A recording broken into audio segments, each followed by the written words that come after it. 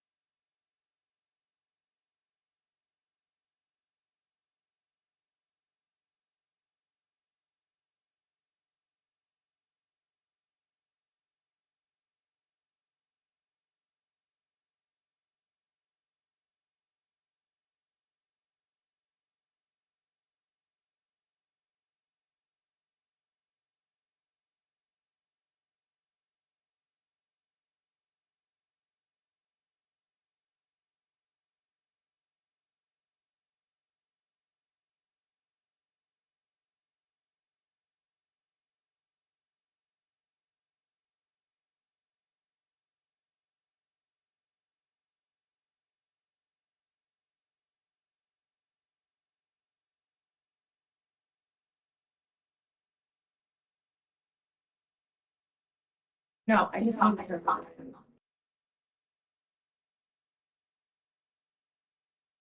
The audio on my computer was checked.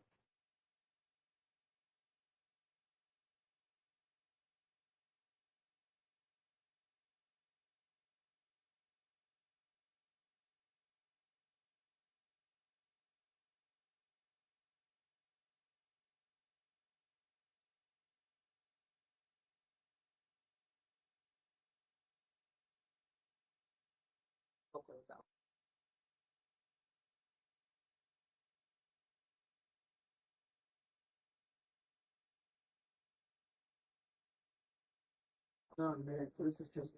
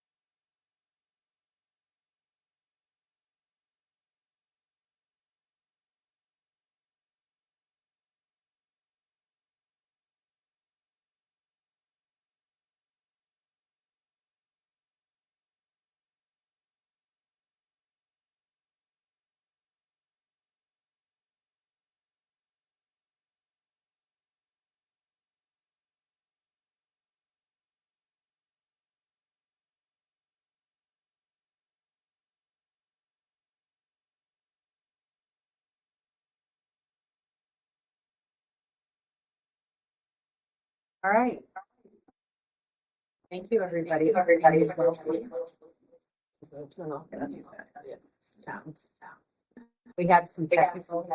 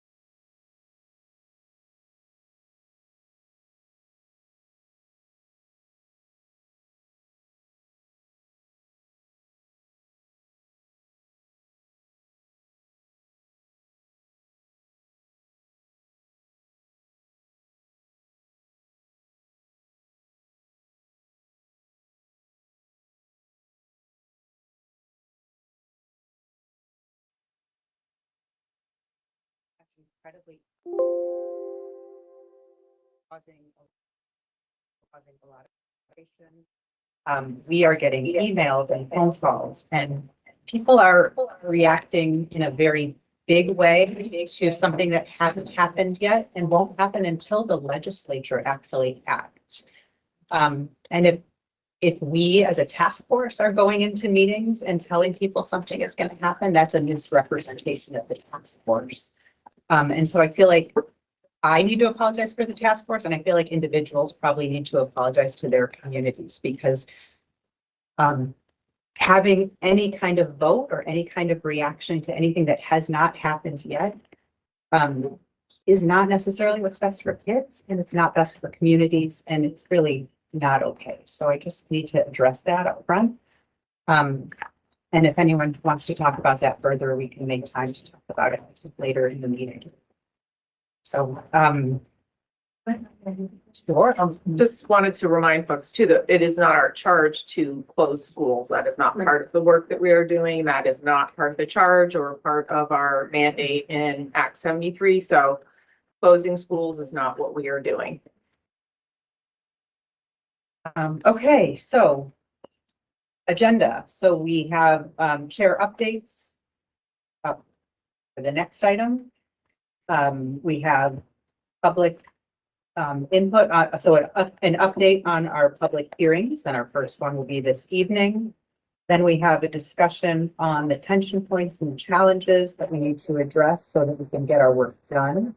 We don't want that to happen at the very end. We want to get that done now so we can actually produce something at the end of this task force. We have a break built in, yay. And then we will start looking, we'll adopt our final mapping template, and then we can talk about another map. We have a BOCES map on the agenda for today. We'll take a break for lunch in the middle of that. And we will keep talking about it after lunch. Then we will have a conversation about how to go forward with our future maps. Some more updates from our about our report and what's happening with that. So that can be done at the end of our meetings. And then we have time for public comment. And then at the end of this meeting, we have an hour break before we open back up to a public hearing with the community and with anyone who joins us today. Are there any modifications or additions, changes to the agenda? Okay. Can we get a motion to approve the minutes from our previous meeting? So moved. Thanks, do I just want to make a small suggestion, which is to spell out BOCES, the words. Oh, boards of cooperative Yeah. education search. Yep. Thank you. So with that change, I second the motion. Agreed. Great. Thank you. Any discussion on the minutes? All in favor? Aye. Any opposed? Any abstentions? Thank you. Unanimously approved. Our team. Yes, welcome everyone. So we talked a little bit last meeting about our guiding principles and norms, and just a quick reminder of what we're focusing on: building on local knowledge. We are committed to being data-driven and research-based and fact-based. We acknowledge our constraints, one of which is time, obviously. We're staying attuned to federal disruptions. We're upholding transparency and maintaining public voice as much as we can in all that we do. Anyone have any comments or questions about those norms that we discussed last time in our meeting?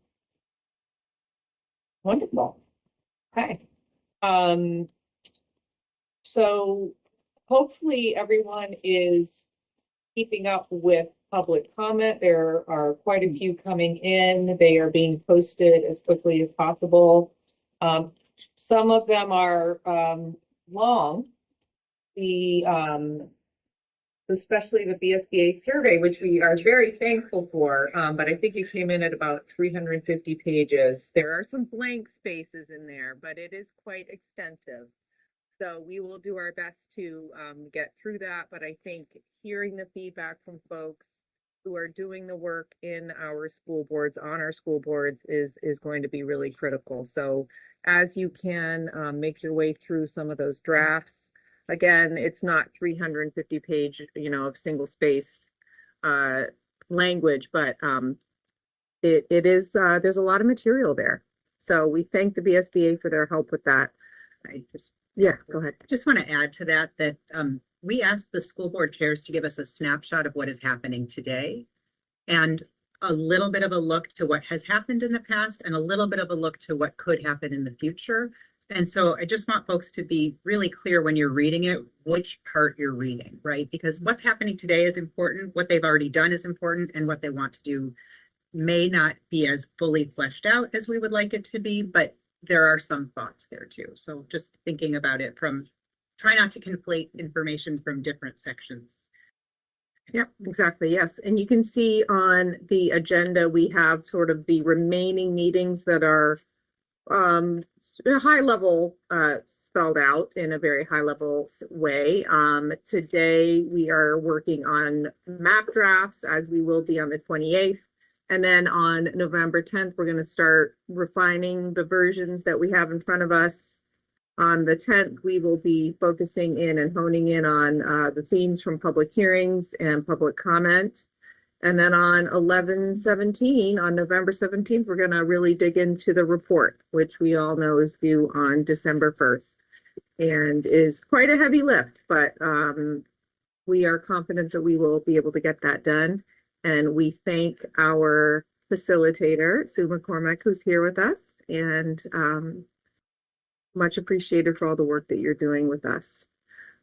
We also wanted to give you an update of what's happening in between meetings. There's a lot. I think we're all very busy getting lots of emails, as was said earlier, and phone calls, connecting with folks. We, Edie, Edie, we're going with first names. Edie and I met with school board members, regional representatives, and school board chairs last week for, what was that, 2 hours? A couple hours? Yeah. Where we answered questions as best we could. And we had some good conversations. We were given some things to bring back, which we'll discuss in a minute. I went down to the Brattleboro area with Wendy and got to meet with some great school officials down there and had some wonderful conversations and got to see what that district sort of looks like on the ground. And it was a really great day that I had in the Brattleboro area. What else? We wanted to share with you that when we did meet with the VSBA, one of the questions that came up for us, and I wanted to share it with you, was what does to the extent practical mean, right? When we're talking about potential consolidations or mergers, there's that language in the bill that says to the extent possible. Can we think about fleshing that out a little bit more, and what does that mean? Because it seems like an important piece of the puzzle. Also, folks were wondering, what do we mean by local elementary, central, middle, and regional high school? So these are all terms that you can find in the bill. They are not defined necessarily, and I think it would be helpful for folks if we could give them a little bit more, if we could flesh them out a little bit more and give them a little bit more meaning, sort of across the board. So hopefully we will have time to do that at some point. Yeah, any questions so far? Otherwise, I will pass the mic over to Sue, who's going to talk about public input and public hearing updates. Thank you. And I think, Claude, if you could make me a presenter or something, if you could present for me. Claude? Yeah, let me just, I'm sorry, I'm trying to share that.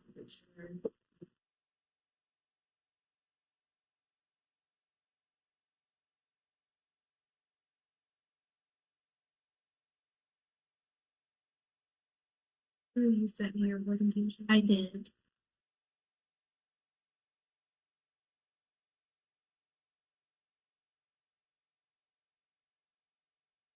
My goodness, okay.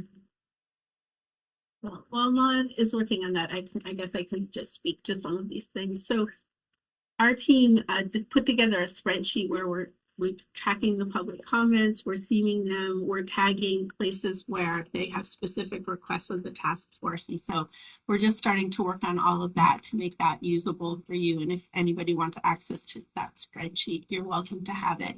And I'll just say that what we've noticed so far is there's been about 106 comments from 68 individuals or groups. And a big majority of comments have come from school administrators or school board members, almost 50 comments. We have 14 people who have identified as community members, 9 people, parents, 8 advocacy groups, 5 educators, and 2 business owners. That doesn't totally add up because some people have multiple roles. And so some key themes, which won't be a surprise, they're among the comments that you all have received so far. There's strong support for supervisory unions, local control, and collaboration. We're hearing a lot of skepticism about consolidation. There's a lot of questions about the data, the cost, the impacts on equity and access. A lot of people are writing in to talk about the importance of small schools as essential to communities and their civic life. We are getting comments that people are saying, if it does make sense, there's some openness to mergers, citing possible cost savings and increased efficiency and transparency, and talking about benefits to students. And finally, people are asking for a better process, more transparency, more time, more opportunities for meaningful participation. Those are some of the things that we're hearing so far. And we just wanted to point out that it seems like lots of voices are coming from within the education system. And so just having us all keep in mind the voices we're not hearing from. Any questions about that? And then for the, oh, you got this up. So if you could go to slide 5, I guess would be cool. The whoops, back a couple. There, the SBA survey. So as you know, you all just got this huge document, but I think just the high level finding is that almost everybody is talking about this, and 77% of the people who responded to the survey have already reached out to potential partners to talk about what collaboration could look like. And I think a lot of that document is really about some of those potential partnerships and collaborators. And so there's probably a lot of really rich information in there. And that's it for a little update about that. In terms of the public hearing tonight, I'm not sure what room we're going to be in here. I think we're going to be in the cafeteria. Is that true, Chrissy? We're going to be in. Oh, we're going to be in here for the public hearing. Okay, so the way that is going to work tonight is there's going to be a presentation by the co-chairs. We're going to set up some stations around the room to give people some different opportunities to give input. Not everybody wants to come and speak at a mic. And then we'll have a period at the end for some traditional public comment. I'm looking for some volunteers to be at each of the stations. At every station, we ask some questions, and we also are going to have a QR code. So if people would rather do it on their phones online, they could do it that way, or they can work with chart paper and sticky dots and things like that. So I think, Wendy, you said you'd be at station number 1. Station number 2 is going to be priority setting. I'm going to have a grid where people can put dots and X's to share priority. Are you sitting right here? Would you be willing to station? And then station 3 is blank paper where people can just write a note to you all. So does somebody want to volunteer to be there? Just put me wherever you go. Station.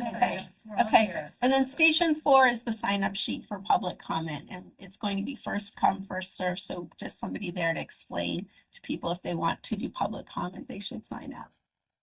I agree with Rebecca. Just put me in any station. So Rebecca 3, Beth 4. We only have an hour between, so I just want to make sure we have that all set. Does anybody have any questions about tonight?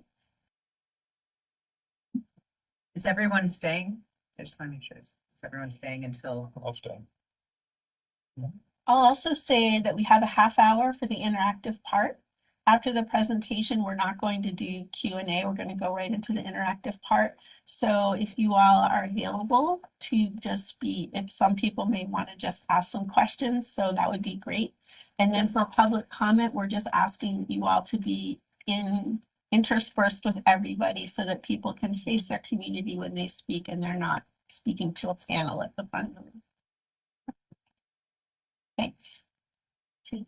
I have a question. Oh, I'm sorry. Go ahead. I was just going to add, Sue, that there's a hybrid component for folks who wish to come in virtually. There's an online form that would be their version of the stations. And they'll also, if I'm remembering correctly, be QR codes at the stations. People prefer to do the virtual form. Sue's going to help us theme when we give people information about what their neighbors and friends are saying. So virtual participants will be able to give the same input as people in the room through 3 separate little surveys.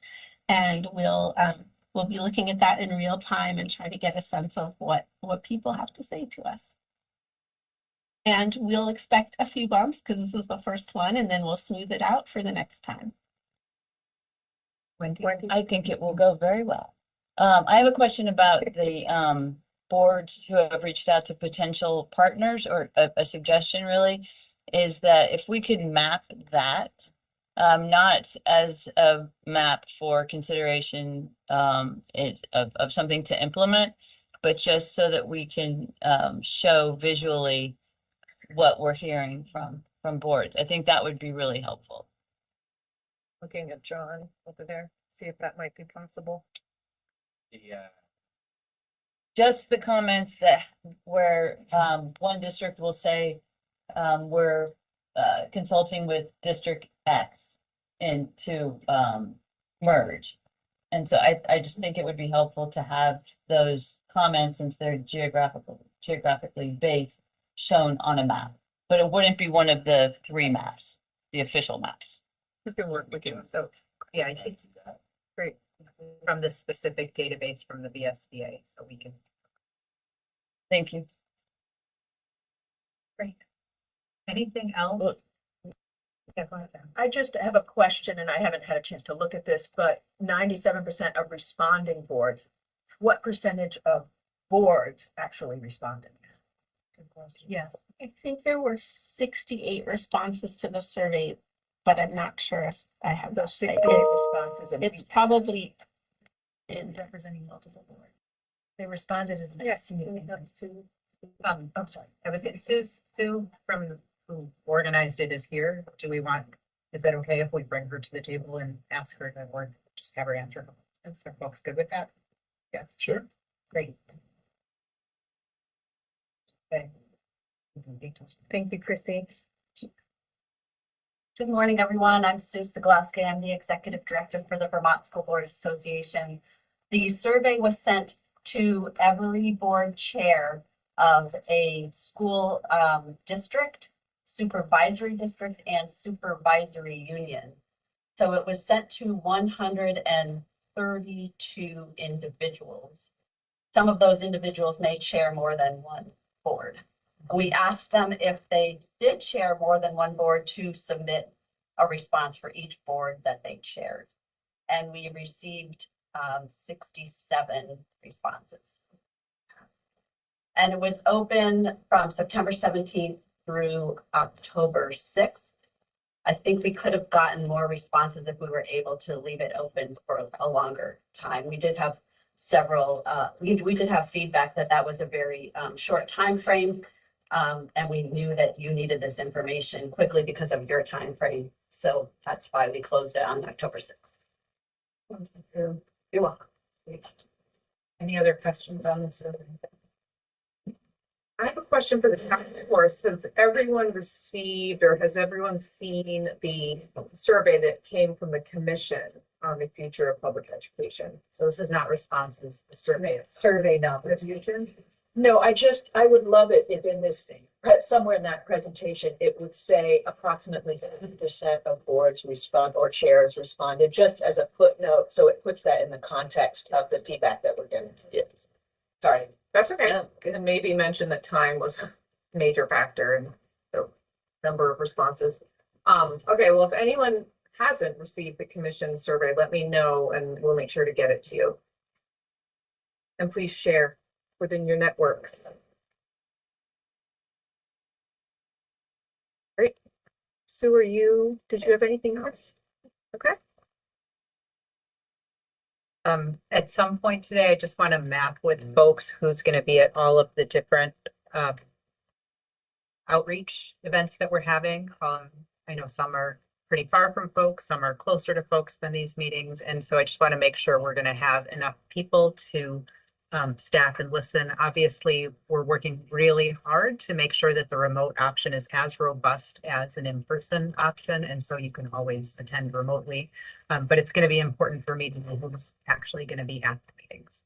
So we can do that. I think to that point, Edie, we learned from legal counsel that if we have a quorum, we're a formal meeting, and if not, we're not. So I think that is important to be mindful of, to be able to let Edie know. And I think our presence virtually would count towards the quorum. So just so people keep in mind. You're here from 4:30 to 6:30. And in case people have already forgotten, we're in Oxbow High School in Bradford, Vermont. Next Thursday, October 16th, we're at Leland and Gray in Townsend, Vermont from 6 to 8 p.m. Wednesday, the 22nd, we're at Rutland High School from 6 to 8 p.m. And Tuesday, October 28th, it's an all-day meeting at Winooski High School, and we are ending our meeting there with a public hearing from 6 to 8 p.m. That's Tuesday, the 28th. Great. Okay. I think we're ready to move on. Anything else on public engagement, public hearings? Not engagement, but our meeting in Winooski, I think, is starting an hour later, if I'm remembering correctly. To condense the time and let people have more time for travel. Great. Thank you. Yeah. All right, then I think we are ready to move on to our next discussion.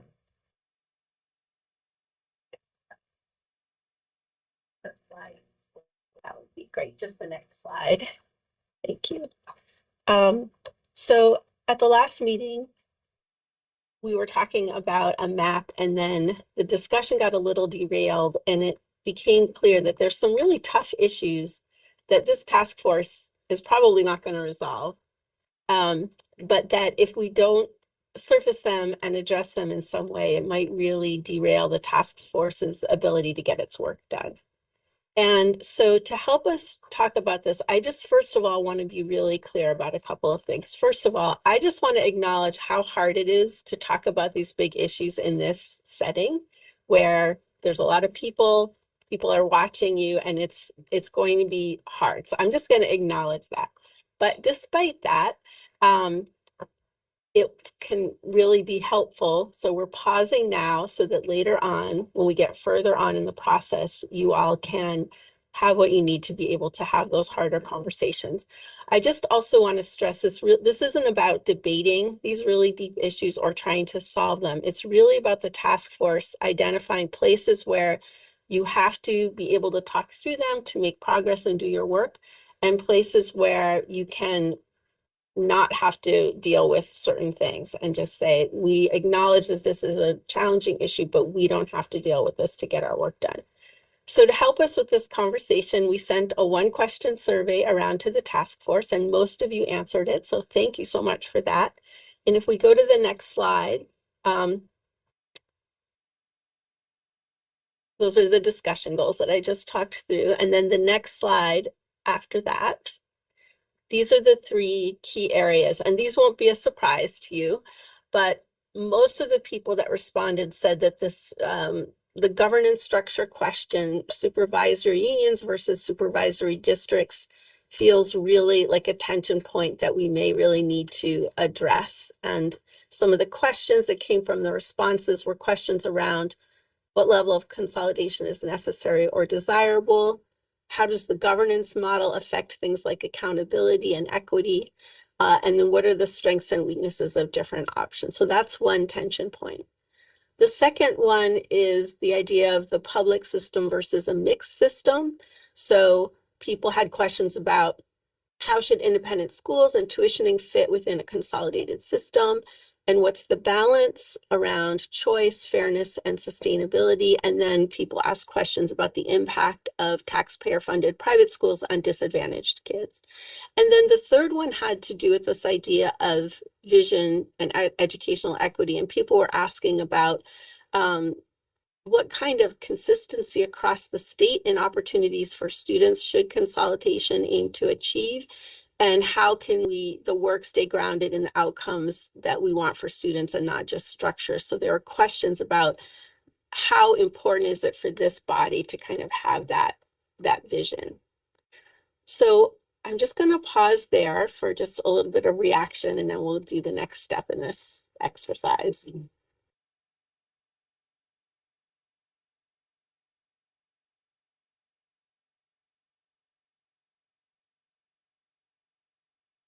Any surprises, or is this all, you held these tensions, you know what they are, right? Okay.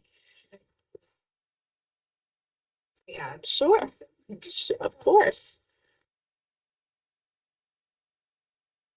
A lot during the legislative session. I didn't think it here, but it just came to mind, which is the conflict between our connection and affection for the past versus the future. We talked a lot about structures that have been around for 100 years, 200 years, and, you know, that's part of our who we are, et cetera, et cetera. And then we talked a lot, especially in the finance committee that I was in, about the future state. You know, what are we going toward? Where are we headed? What's the path? And though, for me, those are a little bit in conflict. And I think if we have time to talk about that, it could be interesting, because and we may not agree, but it just seems like something that we might want to speak about. Any other tensions that this didn't capture that you all think are really important? No, I don't have nothing to input on that question. Did you have a comment? Yeah, I did. Sue did. How does this list line up with what Act 73 said our charge was? That's the next slide. Okay. And great, the next question. So Nice segue. wait, oh no, that's not a slide. That's actually a document. Sorry. Mon, if you could help me put up the document that I sent. No, we're moving on in the top. So what I wanted to do, so I'm going to ask the question that Scott asked to this group, because I don't have the answer. This is the group has to answer that. So I wanted to ask you to go through each of these and do a little bit of individual reflection and work, and we can talk about it. And so the two things that I want to help you all surface is where around each of these tensions does the task force need to have some alignment so you can go forward and do credible work? And where can you proceed despite the differences and it won't block your progress? And I had sent a document to, okay. And so what I wanted to do is to ask you all to just do like a minute of writing just on the first one around governance structure. So one of the questions that's, and I'm going to take notes so that we can capture the conversation, but so one question is, does the task force need to specify a governance mechanism in proposed maps? That's a question. What do you think, what level of consolidation is necessary or desirable for the task force to meet its charge? And what are some criteria that might need to guide decision-making around this question of SUs or SDs? So those are a couple of prompts. And then where can different views about this issue of supervisory unions versus school districts coexist without getting in the way of developing maps? So those are the two things that I want to ask you to just do a little writing and reflection for a minute, and then we can, as a group, just capture some of your ideas and your thinking. Okay. Is that, do you want us to write on paper? Yeah, you can write Right, whatever, right. however you want to write. Oh, I have a notepad. It's right here. Oh, that's cute. Anyone else?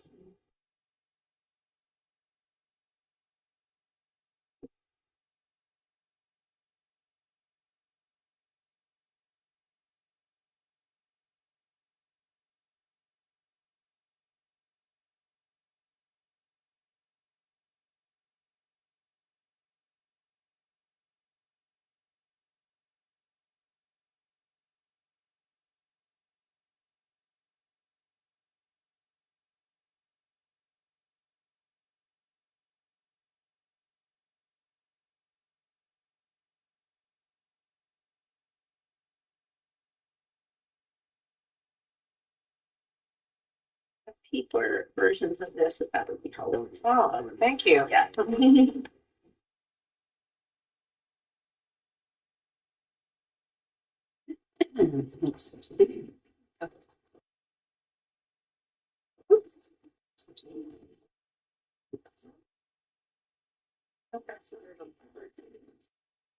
was the third one? What criteria you make that? When each model fits. This actually will look at the first. This the first. Oh, it's in the first one. This is the first one. Oh, okay. Talking about 2 minutes. Thank you.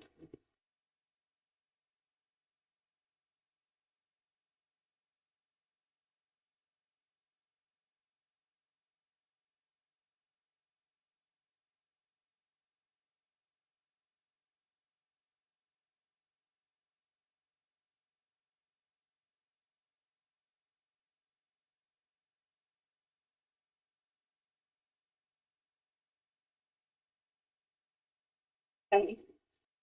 So whoever is ready, I'm going to take some notes. So where in the task force's charge do you have to address this issue of governance structure? Where do you think the task force needs some alignment in order to do their work? So we'll start with that, and then we'll ask the question, where can we proceed without having to resolve this issue? So I'll just invite whoever's ready to start offering some thoughts, and I'm going to try to capture them. So to put a finer point on the first question, since the last meeting, I've been thinking about that and whether we establish a county structure or CTE or whatever it is, but that say there are X number of regions. Within each region, could there be variation? For instance, the Chittenden County region might decide to adopt a different governance structure than the Wyndham region. And I'm wondering if that could be possible. So we do develop a map, whatever the map is, but within the region of the map, could there be variation across, let's say it's counties. So that, let's, for simplicity, there are 14 counties. Could the structure in Bennington County be different from the structure in Windsor County? Locally driven, sort of organically driven within that region. So that is not a statement, that's just a question.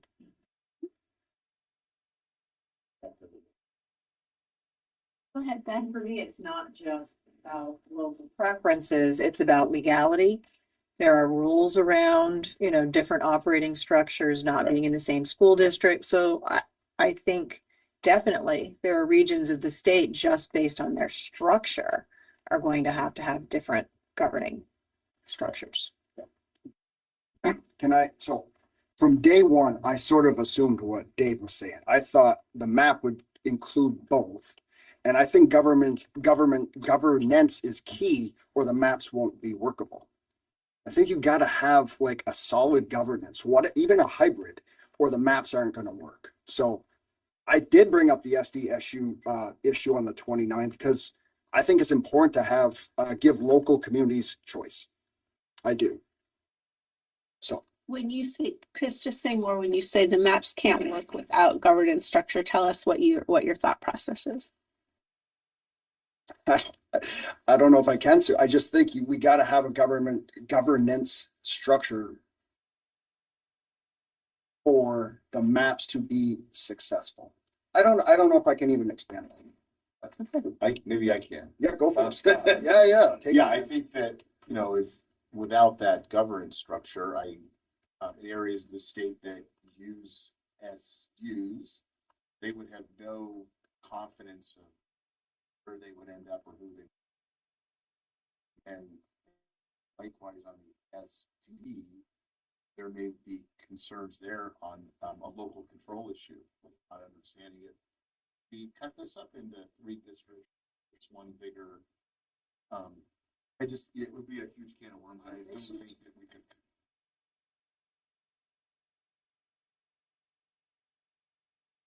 No, I think you got it, Scott. Yeah. Go ahead, Wendy. I think when we talk about SDs and SUs, we end up being on team SD or team SU, and I think we need to be really specific about what it is, what the component is within that structure that we're either advocating for or advocating against at that time, because it's just more complicated than one or the other.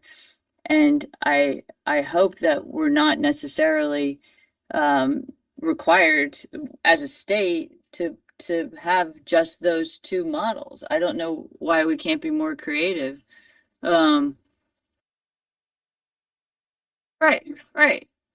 I just think we ought to be more creative and talk about like if it's tuitioning that we're talking about, support to private schools, support to public schools in other states. I think we just got to be really specific when we're talking about these structures, rather than just using them as because if you say you want something to be an SU, you want that for a reason. So just let's specify our reasons instead of just having that big set of factors. Go ahead. And I think expand a little bit on Wendy's initial thought around what is it we want these systems to do. That I agree, the titles of what those bodies currently are, and to Martine's point, our current history and existence versus a future state that Edie maybe described at our last meeting. Like, who knows, maybe there's something else we should be designing for. So on that vein, I would say that we need to be clear about what these governance systems are accountable for and have responsibility to outcomes for students pre-K-12. I think that there are probably ways to think creatively about what that looks like for an SU or whatever we call it, some third thing. Common curriculum, graduation requirements, professional development, supports. I am hearing loudly the importance of local voice and proportional representation in decision-making bodies. And that I think we want to understand what local control means in those contexts, recognizing that if you're not responsible for the full pre-K-12 with a coordinated collaborative effort, you really actually have no control over the pieces that you are sending your kids off to.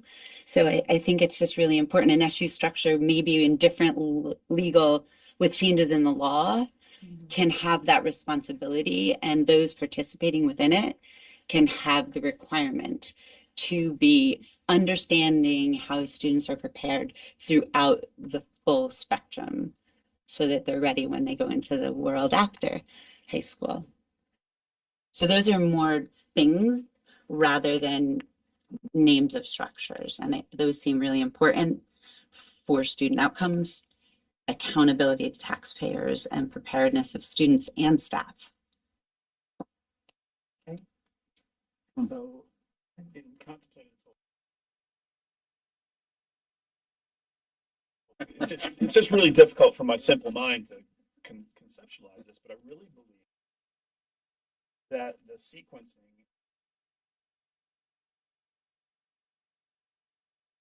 it's almost impossible to think of how we're going to make an effect.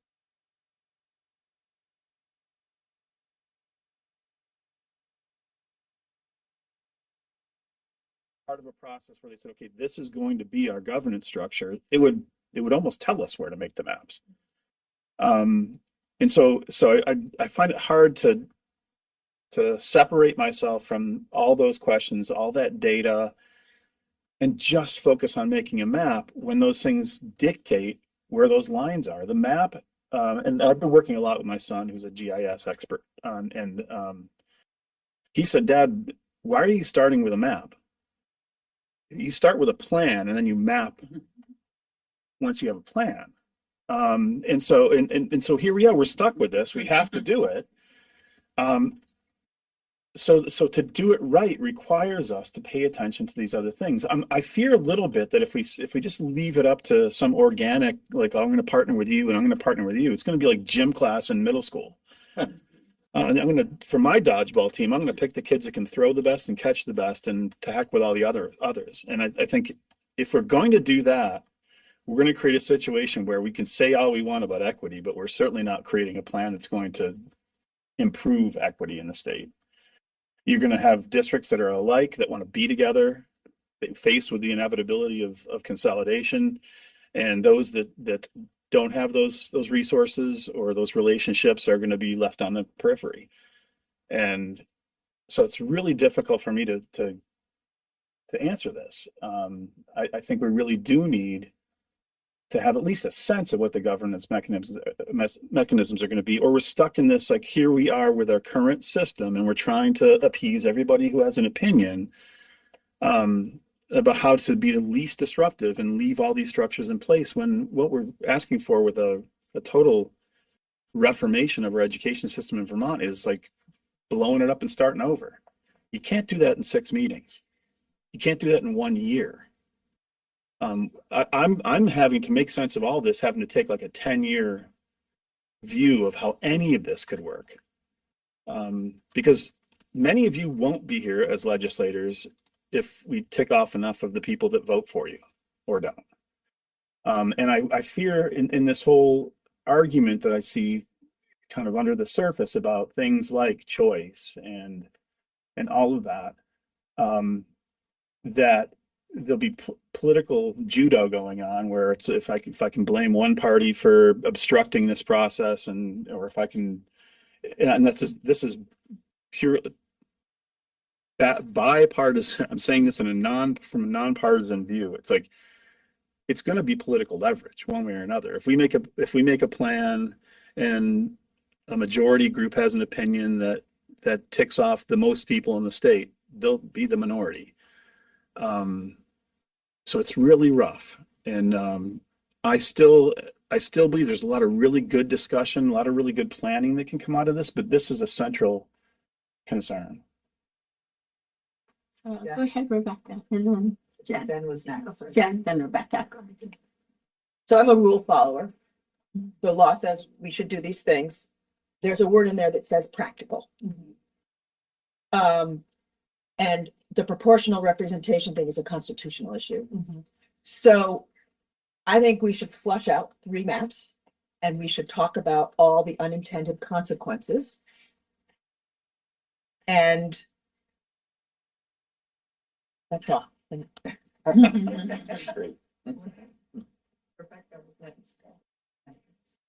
signed it. Thank you for saying what you said. I've gotten a couple messages that sound an awful lot like, should we throw this district off the island so we can do this? And I really worry about that, because that has never been how Vermont education worked. It has never been about what's good for you individually. It's always been about how are we going to work together to do this. And I really hope we don't create a situation where it's just each person for themselves, because that is a path to nowhere. And I also hope, in the context of this, I mean, an SD and an SU is a very specific structure with a very specific definition. And yes, we have to have one of them, but we also, there's a lot of variety, even among SDs and even among SUs around the state. So even within that, I don't even know that we're talking about the same thing sometimes. And I also think we're making a mistake in not looking at where we've come from. And we were looking at some of the data. I think when Richard Kate wrote his report in 2006, we had something like 56 or 50 something SUs, and now we're down to about 24. And the most common district structure in the state of Vermont now is an SD, and it wasn't like that just a couple of years ago. And I think there's some powerful lessons to be learned from the people who merged about why they merged and what came out of that, and from the regions where there weren't mergers and it is still an SU. I think we need to take the time to figure out what's driving that before we make assumptions about how a changed governance model would or would not affect them.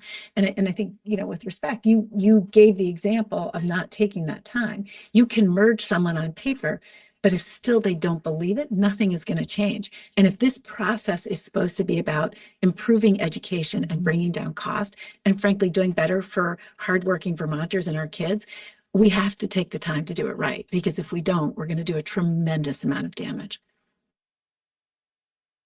And I think that's why it's hard. Chris, did you still want to say something? Just kind of top of what Jen said is, I think the law says that it provides for both SUs and SDs. I mean, so it's not too much to add, but I think we can propose both. At least we. Yeah. So, I mean, I've been going on that since August. Yeah. And I'll come back again. It's not just what's in statute. There are constitutional issues around education in Vermont. You know, and as you said, an SD is a very specific definition, and so is an SU. And there are legal and constitutional issues around that governing structure that we may not have any control over anyway. And it varies across state. And yeah, you can have an SU like the one I taught in that has 2 school districts. One for all the elementary schools is one district, the high school is the second. The SU north of me has 15 school districts in that one SU, so they're very different. Just saying SU SD doesn't really give you the picture of what kind of consolidation happened. It's a lot more nuanced than that. I was just gonna say, if we really believe we're just constrained to those 2 things, we are very limited. And I think if we believe that within a legal framework, there could be additional expectations at an SU level that require that we're paying attention to opportunities and outcomes for kids across the pre-K-12, that it is a responsibility, if you are participating public or private within an SU, there's a collaboration that is happening so that there is information going back and forth to inform preparedness before they get to high school, and opportunities are equitable across that. That happens in an SD if it's a pre-K-12 SD, and resources are allocated in that way. But in an SU, if we were to think about what in law needs to change to do the accountability we're talking about that we said was important, I think we have the opportunity to make recommendations for changes in statute that wouldn't violate the, I forget what the law is that says, like, you can't have different structures in an SD or something, different tuitioning patterns in an SD. Right. So, yeah. I think part of it is, I think when we say SU and SD, I think we have very different understandings of what that means around the table. And I think that's part of the problem. So for example, Kingdom Choice, you know, it's a single unified district, doesn't operate any schools at all. So how are they doing those things that you said have to be part of an SD? Well, I'm just telling you. But that's the problem right there. To me, SD isn't about organized governance. It's about having the same operating structures. And so Kingdom Choice doesn't operate any schools at all. All it literally has to do is sign the checks, right? And then you have some supervision and oversight of special education, because a legal entity that's an LEA can't ever get rid of that. But they don't coordinate the education of their students. They don't even have the test scores of half their students. How is that local control then? So it's not local control, but it. So I guess that's my question. But the reason they want it is, but if they were merged, for example, with if a K-12 tuition district was merged with a K-12 operating district, you'd have to decide: does everyone get tuitioned, or does everyone be part of this operating district? So that's the issue. And I think we're conflating local control with SU and SD, and that's actually not what it's about. I guess let's play that example where I'm not terribly familiar, but that example, if the SU law were changed to say, if you are receiving public tuition students within an SU, you have a responsibility to be collaborating on student preparedness and outcomes, opportunities and outcomes across a pre-K-12. You can't get rid of the responsibility as an LEA for the provisions of special ed services, right? You have to local education agency. These schools. No, I understand, but I'm just saying, could we imagine? I'm interested in us thinking about what we could imagine, whatever the structure needs to be, if it's not yet created in law or it needs modification in law, so that if you're participating and publicly tuition students are attending wherever they're going, and the superintendent of the SU, these newly created SUs, has a responsibility for ensuring there's quarterly collaboration or the accountability on data and student outcomes that we aren't getting right now. So that's what I would hope. Thank you. Sorry. I just have to point out that the SUs that I'm associated with, past and present, we do that. Everything is collaborative. It's not quarterly, it's but that's a school board issue. Is it across pre? That's a school board issue.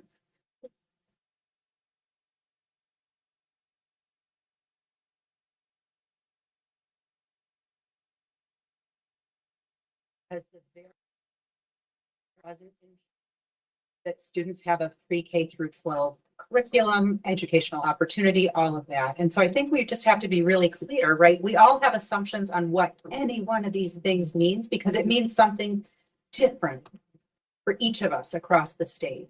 And that's what we have to surface. I don't know that we can solve it. I know we're not charged to solve it. I don't know if we can solve it, but I think that's part of it, right? When we're talking about it, we have to understand that it can mean there are no students and the supervisory union is just sending all their students and paying a tuition bill. It can mean, I was part of a supervisory union that had a K through 12 mostly unified curriculum. But opportunity wasn't equal in all of the different schools in that district because the local budgets were not allowing for that because local taxation did not allow for equal opportunity, right? So there are lots of different levers and layers within that one structure. So I want to pull it back if we can to the implications for the task force. So you all, you surfaced that this is incredibly complex. The beginning of the conversation, it sounded like people were saying it doesn't have to be one size fits all, right? Tell me a little bit about the implication for the maps. And Jay, you said the carts before the horse. So we heard that too, but what are the implications for your work going forward? You're going to be looking at some maps. How do you want to approach this really complex issue where people have a lot of different views around the table about kind of the implications of these different structures?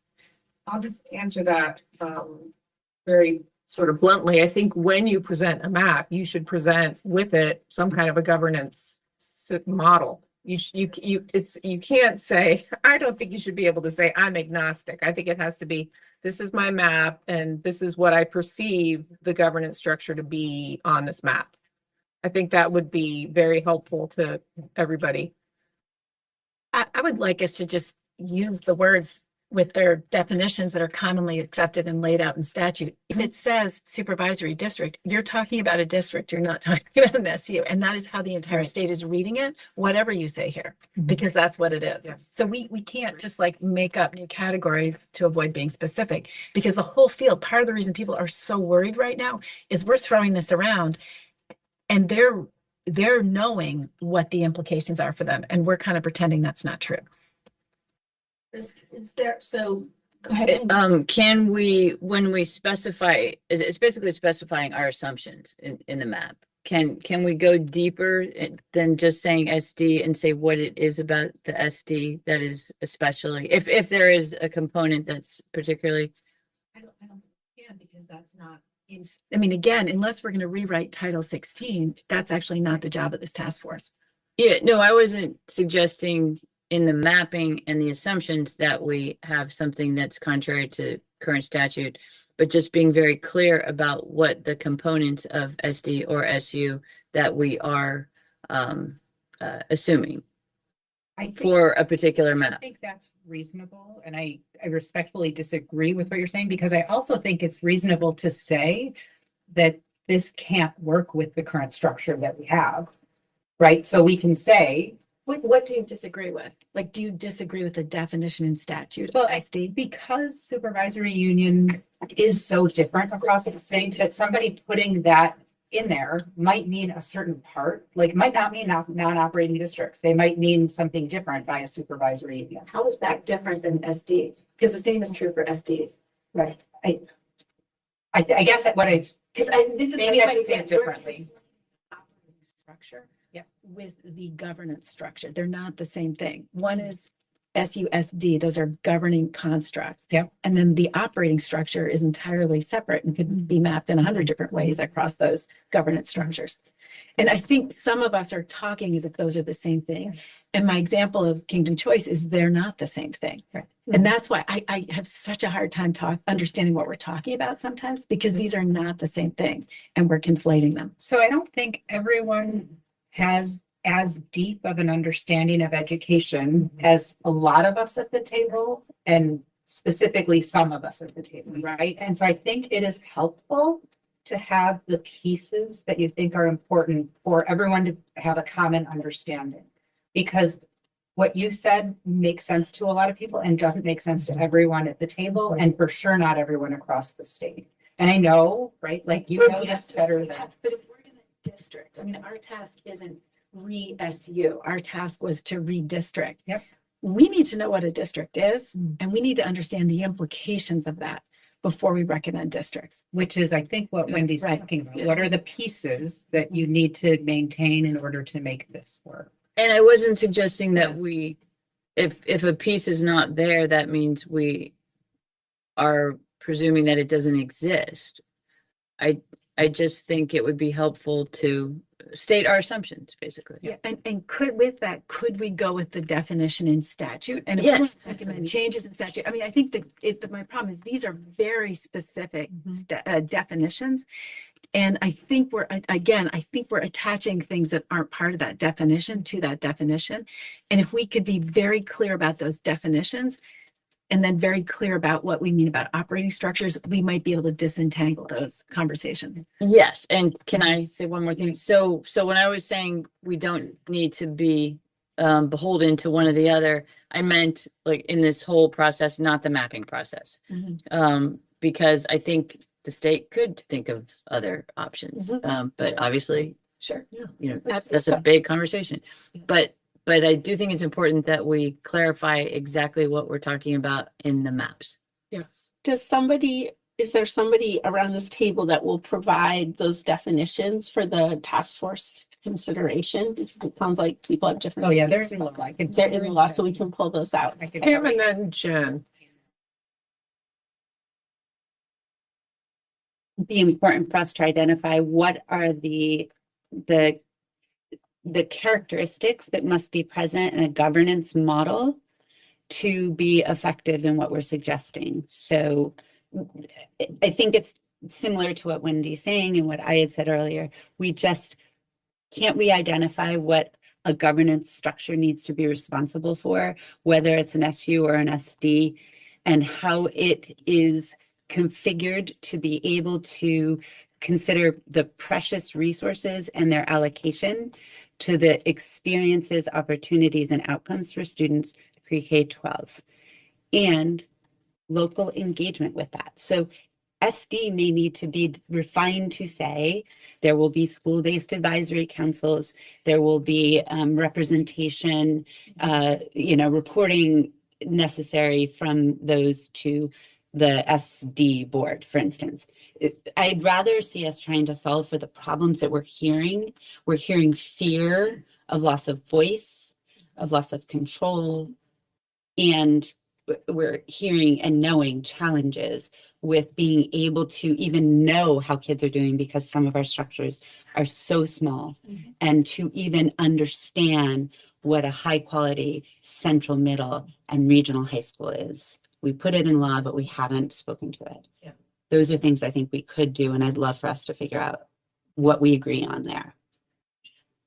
In the context of this conversation, this is going to segue into your next question, because this is inextricably linked to choice. Yes, And let me give you two examples.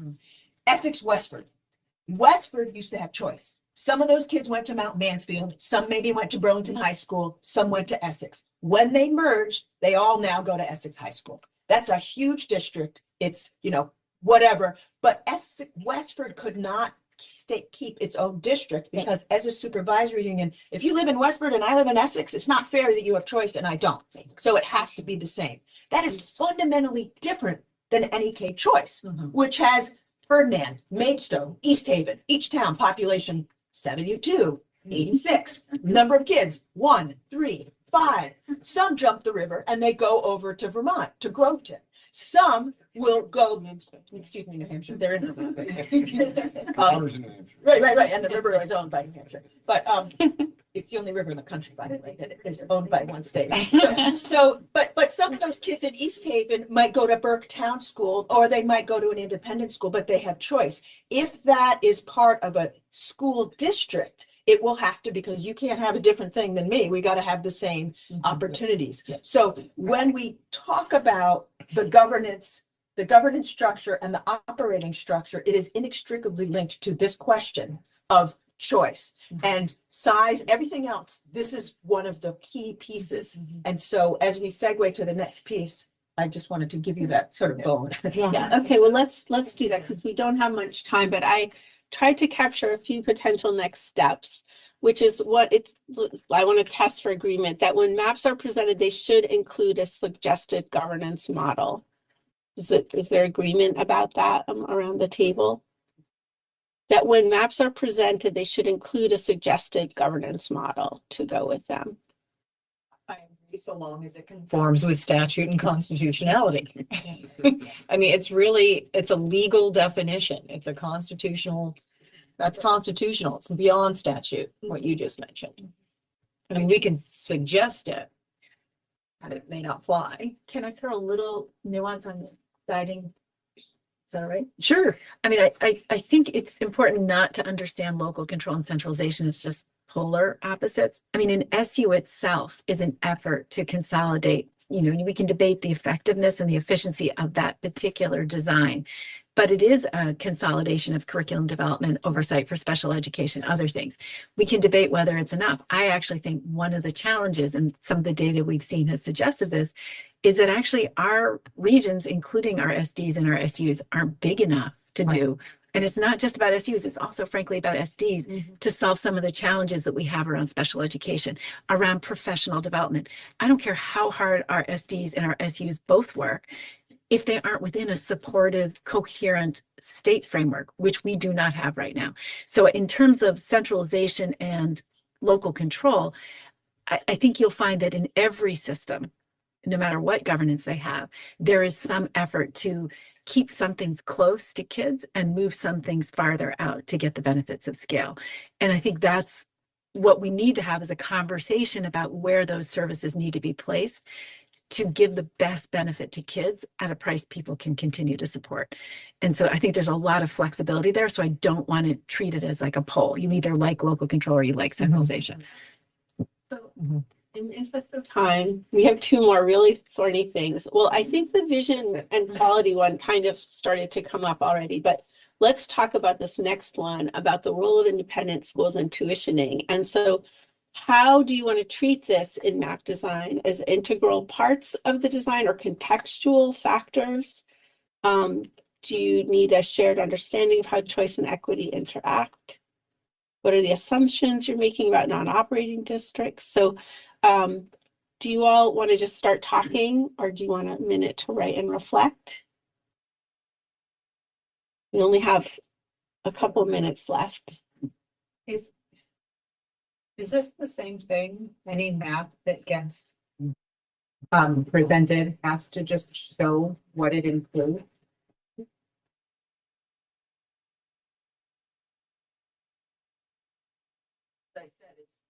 linked to the governance structure because of the constitutionality.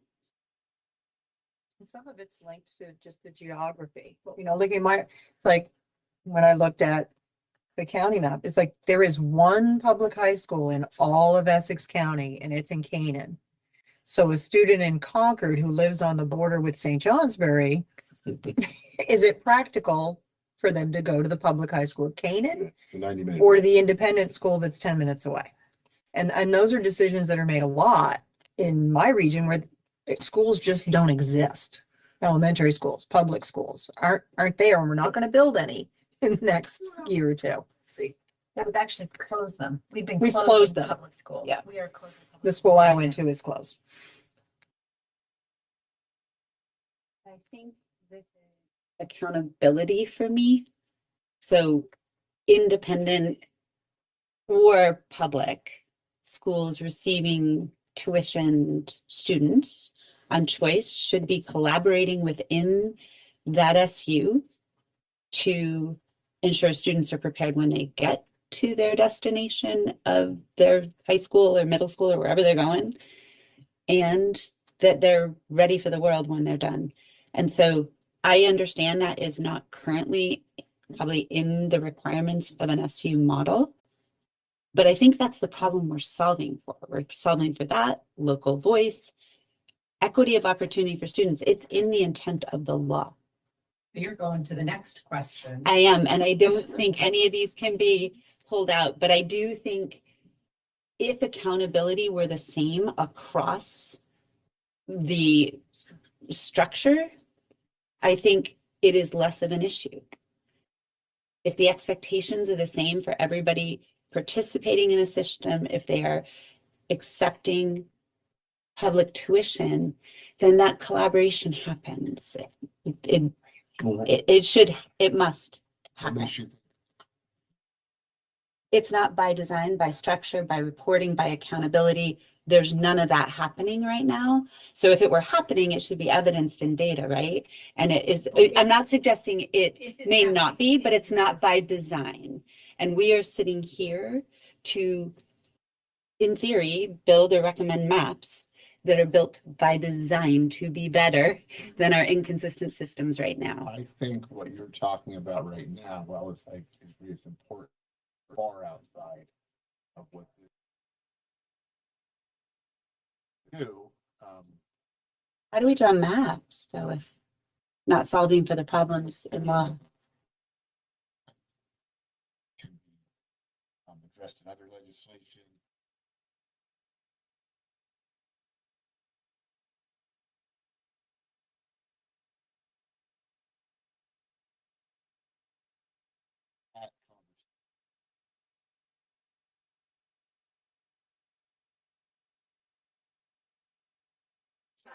Help me understand this sincerely. When we put out a CTE district, we're looking at Danville and Cabot closing. We're organizing a district entirely. Well, we're organizing, but the map that was put on the table was for a CTE district that's entirely organized around the two historical academies. There's something going on with the microphone. It's around the CTE center in that area. Yeah, which is hosted at the academies. Yeah, we could make the same comment about Stafford. We're doing a tech center around Rutland. I mean, it's where the tech center is. I mean. Can we pause for 1 second? Okay, it sounds like it's back in. There was something with the microphone over here on Teams where some voices weren't getting picked up, so I just wanted to make sure that we're, but it sounds like it's better now. So we're trying to get this computer hooked into Ethernet. Okay, I think it's better now. There was a comment, the conversation about how this works wasn't fully heard on Teams. And so I think just to wrap it, to understand that perhaps things are working in some parts of the state and in other parts of the state. And the system that we have today is not ensuring that it's happening consistently across the state. And that's what we need to solve for. And that's part of why we're in the problem that we have today, is that we don't have consistent opportunity across the state. And so while you might believe truly that we can solve this in a different way, if we don't take it into account as we're putting these maps together, then we're dropping the ball too, because our intent is to make a better system for all students across the state. That's part of the legislative intent. And I think again, like I said before, whatever maps we end up with and the report that goes with them, we can put in there how we are anticipating it could improve this. But a lot of this already exists in the 2200s. It's in statute. Whether it's being followed or not from place to place to place is different than does it actually exist. We can say we're hoping that this will encourage us, but it's really the execution of it, which we have no control over. Well, the fact that we have, I'm just gonna say, independent school assessment data, we know it's cleaned and it won't be shared by the Agency of Education, shows you that we do not have similar accountability. Because we've got a governor running all over the state talking about the public schools and their declining scores. The independent school scores are in those public data. They have them and they will not share them. Well, and we don't have all the data from all our public schools either, because some of them are too small to report. Yes. It's aggregated by SU. You have it by SU. One at a time, Scott, and then Kim. Scott, you're Okay, next. okay. I don't know what the rules are as far as whether public or in reveal scores, who holds those scores, or that needs to be, that is.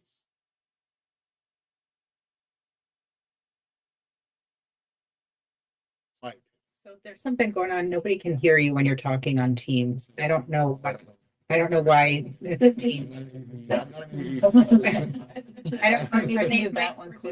Maybe that mic isn't on. I don't know. I never turned it on. Did anybody else? So Those on YouTube, it's working. It's I'm just. gonna segue us because it's about time for our break, and I just want to say thank you to everyone for having this this hard conversation and productive conversation. And it's check. No, he wants to share. We are having a break and then we can come back. Yeah, yes. If we could, that was a hard conversation. It went a lot of different ways, but I think it would be really helpful if people could just identify a couple of takeaways. Like, what did you take from that conversation? And is there any specific next step that you think is important as a result of it? Go ahead. Map proposals need to include SU or SD structures. Map proposals need to include choice. For independent or whatever. What do you mean by that? Well, needs to show. Needs to show whether whether on that section of the map there is tuitioning or operating. So just to be clear, that is a decision that is made by districts. It is not it is not districting. That in current statute, the district decides whether tuitions are operated. So I'm trying to understand, we're not changing whether they operate or tuition here. Currently, right now, there's there's Ferdinand, there's Westford, there's Essex, and people are either attending a designated school, attending their public school, or they're tuitioning. I think those are the two options. I think the map, currently, we need to include that information in the maps. So we're saying how we think this would have to work. If we recommend an SD, like a CTE district, we have to say whether we expect that CTE district to be an operating district or a tuitioning district. Is that what you're saying? Yeah, I think so. Well, Yes. you're right, Jess. I want to make sure. Well, in the context of if it's an SU or an SD, if it's a school district, then that it would be different than if it were an SU, but yes, that needs to be. So if somebody is proposing an SD, they need to specify the operating structure they assume is in that SD. Yes. Yeah, it makes sense to me. Yes. Sure. Yes. Okay. Could be a tuition, non-operating, could be a. Yes, I Dave. know you want to take a break, but we have a chance to come back to choice. I had my hand up, but then I decided this whole question about accountability didn't fit with what I was. Okay, it seems like Jay has something to say and Dave, you also. Do we want to do two more comments? Why we We can take a break. It's fine. Let's take a break and then. We didn't do it, and I felt like was, Kim, I thought you brought it up quite a bit, but I don't know if there's any action steps around it. I think it's helpful to know that there's common agreement that we are prioritizing student equity, opportunity, and outcomes. It's experience also. Okay. So we can just do it after the break. Okay, I'll add that as another takeaway, and then the 2 comments and then a break. I mean, I think in addition to, like, it's one thing to have a non-operating district. It's another thing when you have a district that operates a K-8 school and then has choice. And it's hard for me to wrap my head around, especially thinking about trying to create a map that is based on a comprehensive high school with CTE offerings.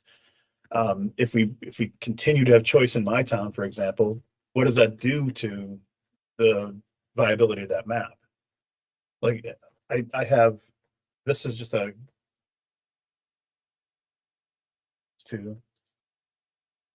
on this topic. I admit to not having a full grasp of how it all works out financially, but I think that's another consideration for us, because in our charge, we're supposed to be looking at elements of cost effectiveness. And so whenever I pay my pretty hefty property tax in my town, it does concern me that I've got a significant number of students who are using that choice, even though there are public schools within the same, like, actually within a half an hour any direction. At one point, our town designated a school, and then a couple of years back voted to no longer designate, and now people go wherever. And so when we're talking about trying to build efficiencies, I think of the high school in Royalton. I mentioned this at the last meeting, where there are a little, maybe close to 250, I think was the number that Superintendent Canarney shared with us. And if there are 80 people choosing choice going wherever, when this school's in that area, if we create something, and this is again beyond the scope of just the task force, but if in this law we create something where we're saying this is efficient and effective and equitable, but you can take your money and go wherever you want, we've defeated the purpose. Unless I'm wrong, I could be wrong, but I just on its face, just logically, it doesn't make sense to me that we're sending a couple $1 million, couple $100,000 here, there, elsewhere, and then running the risk of not having enough FTEs for enough students to actually operate an efficient high school. I think that has to be part of our thinking. And it's different. Some places, they just don't have any schools. But in places where we're allowing choice, just because people want it and like it, even though there are, we're trying to make boundaries and maps and account for transportation, that sort of thing, but you can scatter to the wind if you choose. But I mean, that leads to a conversation. Because sorry, I think Jani's gonna be. Okay, go ahead. Sorry, I didn't think anybody was next. Well, Jan, I didn't chat, but what I was thinking before actually runs counter to what you said, and that is that I'm personally hoping that the parents who enjoy choice in 90 or so towns in Vermont can have that preserved, because that has worked for their families. And I'm hoping that, well, at least personally, whatever map we recommend, if we're talking about preserving choice, not creating greater choice perhaps, but preserving the choice that we have, I think that's very important. I think we'll do some damage if we don't preserve school choice where it now exists. Politically damage? No, nothing about politics. Thinking about mom and dad and where you, with your 15-year-old or your 5-year-old, you now have choice about where your child goes to school. I would not want to take that away from them. That's my point. I agree. I think Scott was nice.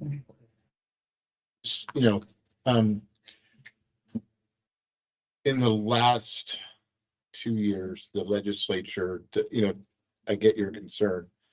There is a moratorium on new independent schools to become approved. And we've recently narrowed down the number of eligible schools from 46 to 19 to get at what you're talking about there. But I mean, if you take that conversation further down the road. I mean, effectively where that leads to is state imposition on communities and basically forcing them to change their mix of operation and tuition. And I mean, that's where you're going with that conversation. And I think that's a really hard conversation for the state to have and for those 90 local communities to have. We've got Jay, we got Rebecca, Kim, And then I know Which- you're trying to take a break. Which I totally get. It is my turn, right? Yeah, I totally get that. But I sat at a meeting with, it was the White River Valley SU board, and I think it was Orange Southeast, Randolph. Their board attended as well.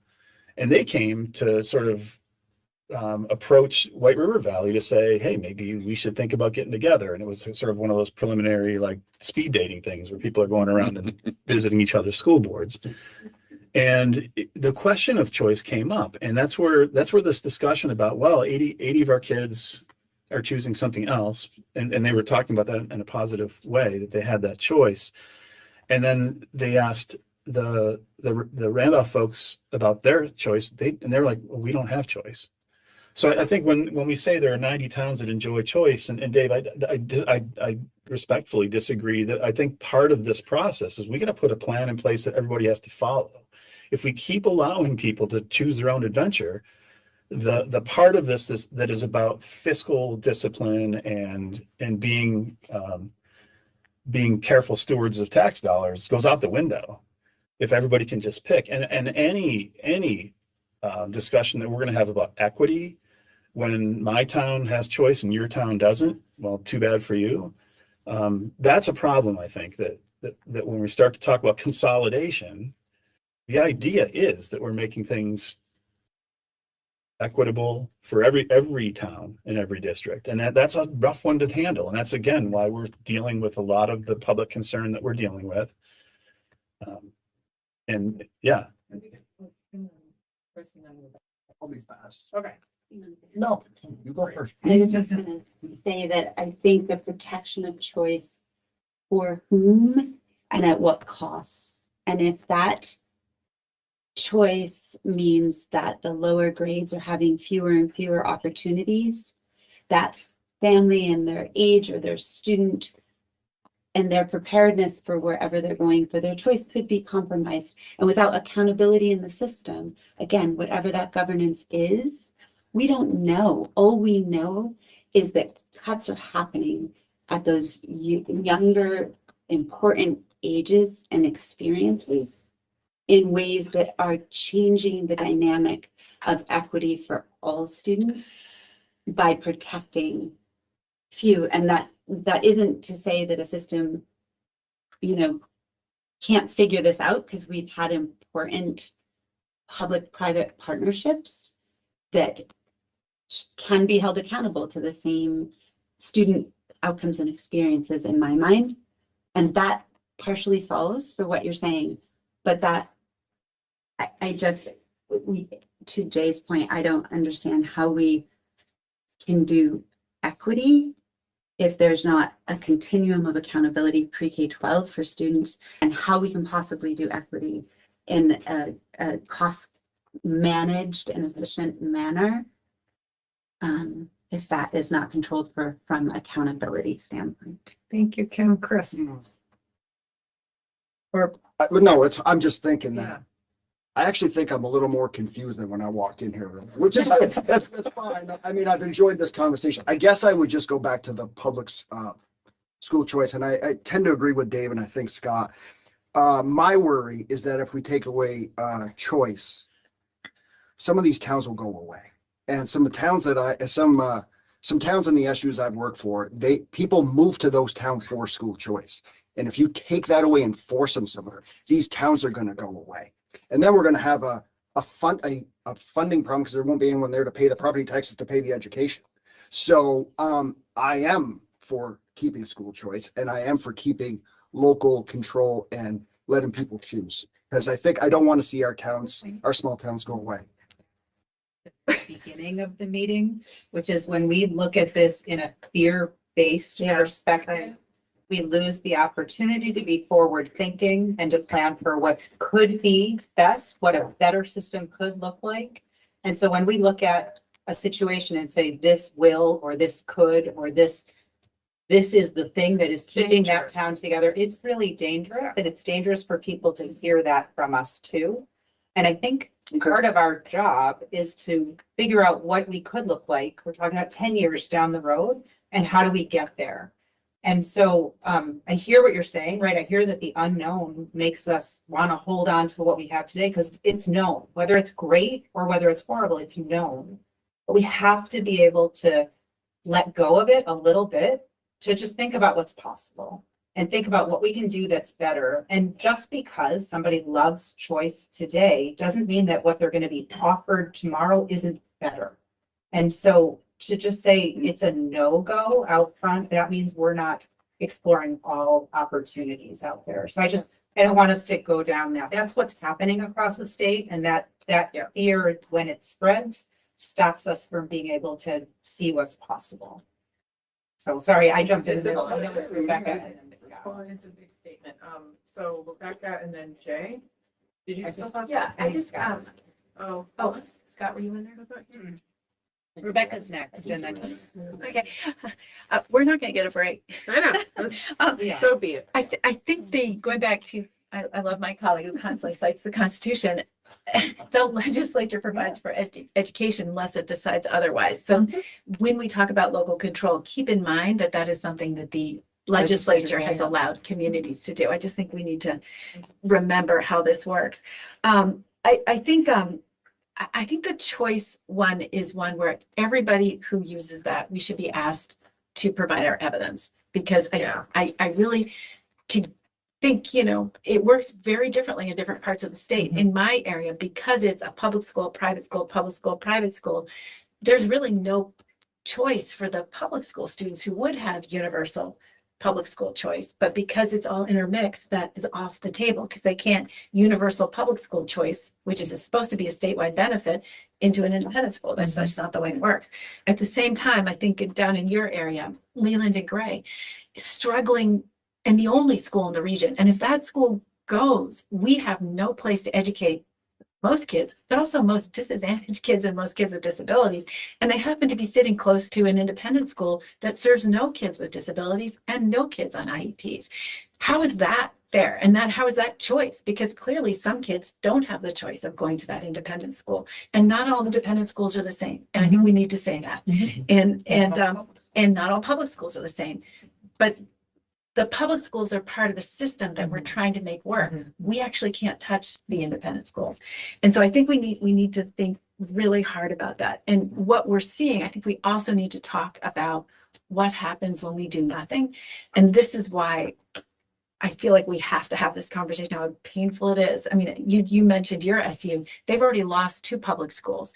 And when you lose public schools, what you lose is that safety net and that support for kids in those communities. When I look at this data that you've just put out, the public schools actually providing education at a lower price. So, than the independent schools in that region. There's lots of things we need to consider here. And when we lose those public schools, because 10 kids have been pulled out here to do this special thing and 10 kids there to do this special thing, what the kids in that town lose is access to a robust public school, a public community school, if that's what they wanted. So some people's choice may actually be taking away other people's choice as well. Scott and then Jay. Yeah. So just a few things have been thrown out here. Just wanted to, all of our independent schools, they go through their subject. We can touch them. There are 2,200 rules. They have to reapply every 5 years. They are touchable. I could bring my data, but I think it's pretty clear that independent schools receive less in tuition than's being spent on kids across the state. It's not a criticism, it's fine.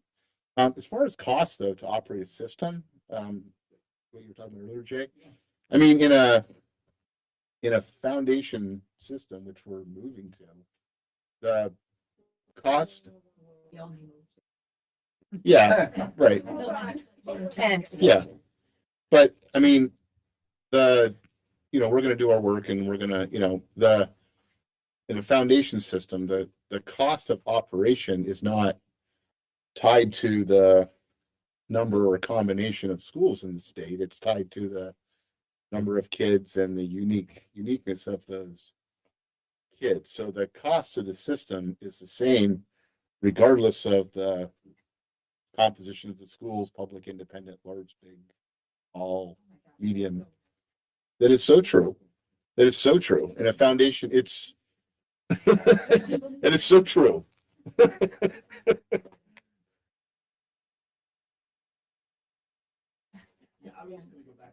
Chris said, I get people passionate about choice, and people do.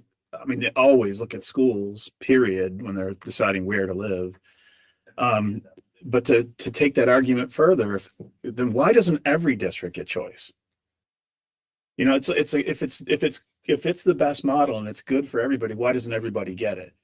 And that's the problem I have. It's like some do, some don't, and I get it. If we are afraid to, this might be a local control issue. If we're afraid to pass a law that says, no, we're not going to have that willy-nilly Wild West sort of approach to this. We're going to have, this is what you're allowed to do. These are your constraints. Work within those constraints with a foundation formula. Fine. But if we're going to allow some towns to do that and not others, I don't know how we can even talk about equity. Thank you. Okay. So, and then I think, so.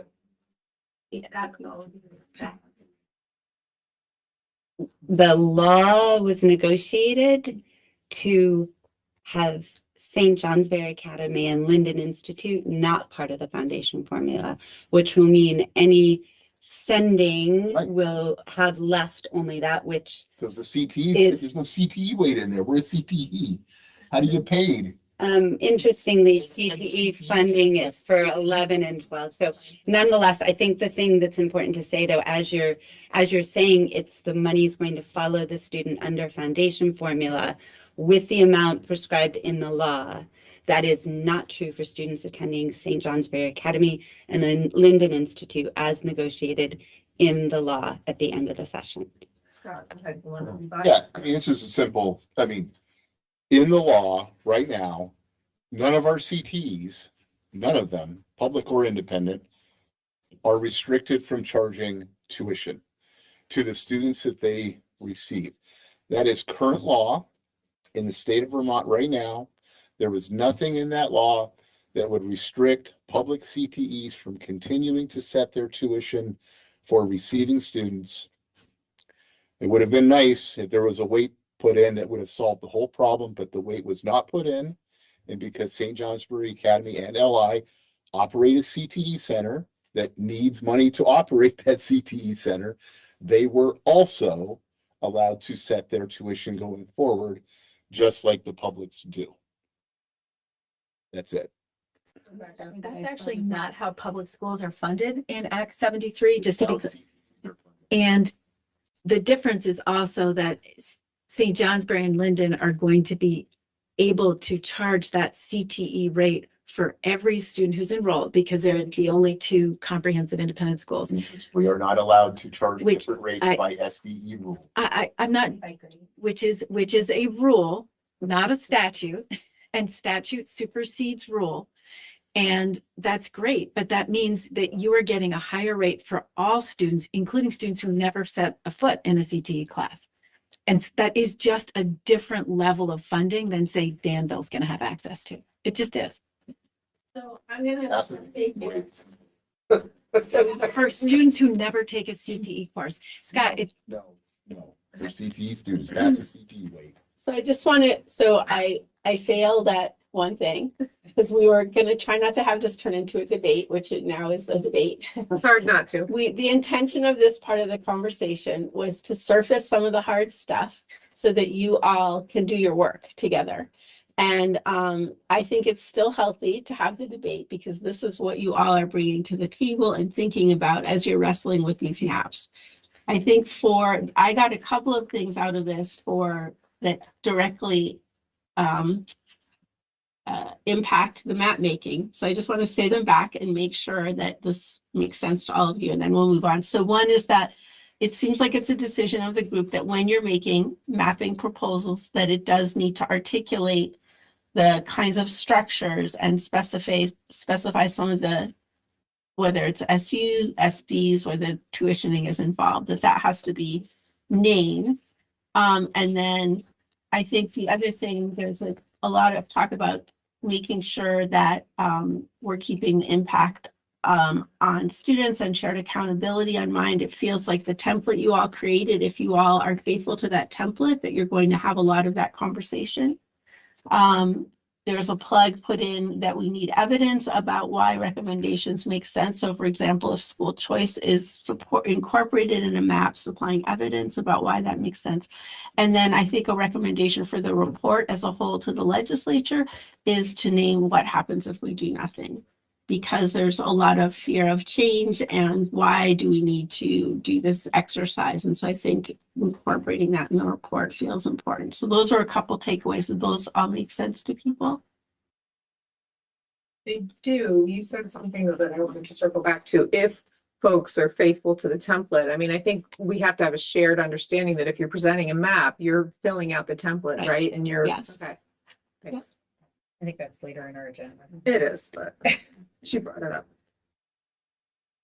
So the only other housekeeping thing is, Jay, you handed out some papers, and you make sure you email that to Chrissy so that it gets posted so that anybody who is remote can see it. Absolutely. We didn't talk about it, but it's, we just have to Sure. make sure that information is there. Will do. Thank you. Okay, we're But I- moving. I just like to point on that note, I think that concern, it's actually, it's not a concern, but it's not true. Not sure what, it seems like it's a biased note. Well, yeah, we're gonna put something up there like that. We should probably bring some data out and actually, like, it's a pretty biased. Which note, which I note think- bring it out? Yeah. If we did the foundation form, I mean, my comment was related to the law, if we did the foundation formula, because you were speaking about the foundation formula. So that was my response, and it was related to the law. Go to the long tuition form and just pick any year. What you can do is you can do a pivot, and you can look at how much we spend on average on, I would just do it by grade level because it obviously varies by grade level. So sort for secondary schools and do a pivot. You can see what we spend per student on a student who is tuition to an independent school and what we spend on average per student who's tuition to a public school. That is publicly available data. So is the allowable tuition chart. Jen, did you want to say something? No? Okay. So can we move on to the next item on the agenda, which is at, Just to state, if you didn't get a break and you need one, take one, and sorry, we're all just gonna I have hate to. missing this thing though. 11:05. It's now 11:21. Review and adopt the final mapping template. And Sue is going to lead that discussion. They actually took some of the problem statements and turned them into 6 outcomes for the maps to facilitate. That's on page 3 and 4 of the map. So those are the 2 changes that were made. And also it doesn't show up on the printed version, but there's a recommendation that we also add an executive summary to the beginning. Moving around.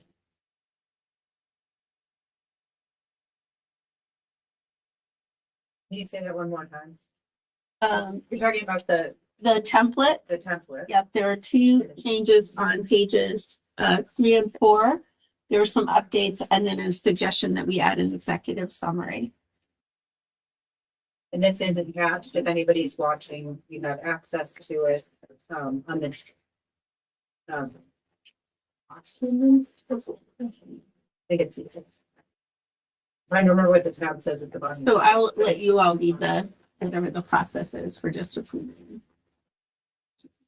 I just asked what those changes were on pages 3 and 4. Sure. So at the last meeting, Jay and Beth did some work, and on page 3, there was a list of about 14 things that they recommended consolidating into these six core issues. Consolidation. I think at the meeting, at the last meeting, we consolidated into Three. Right. and then between the meetings, it was expanded out from those 3 to 6. So it's those 6 is kind of where we landed. If people agree to those, because those were not presented at the last meeting. Okay, awesome. So take a look at those on page 3.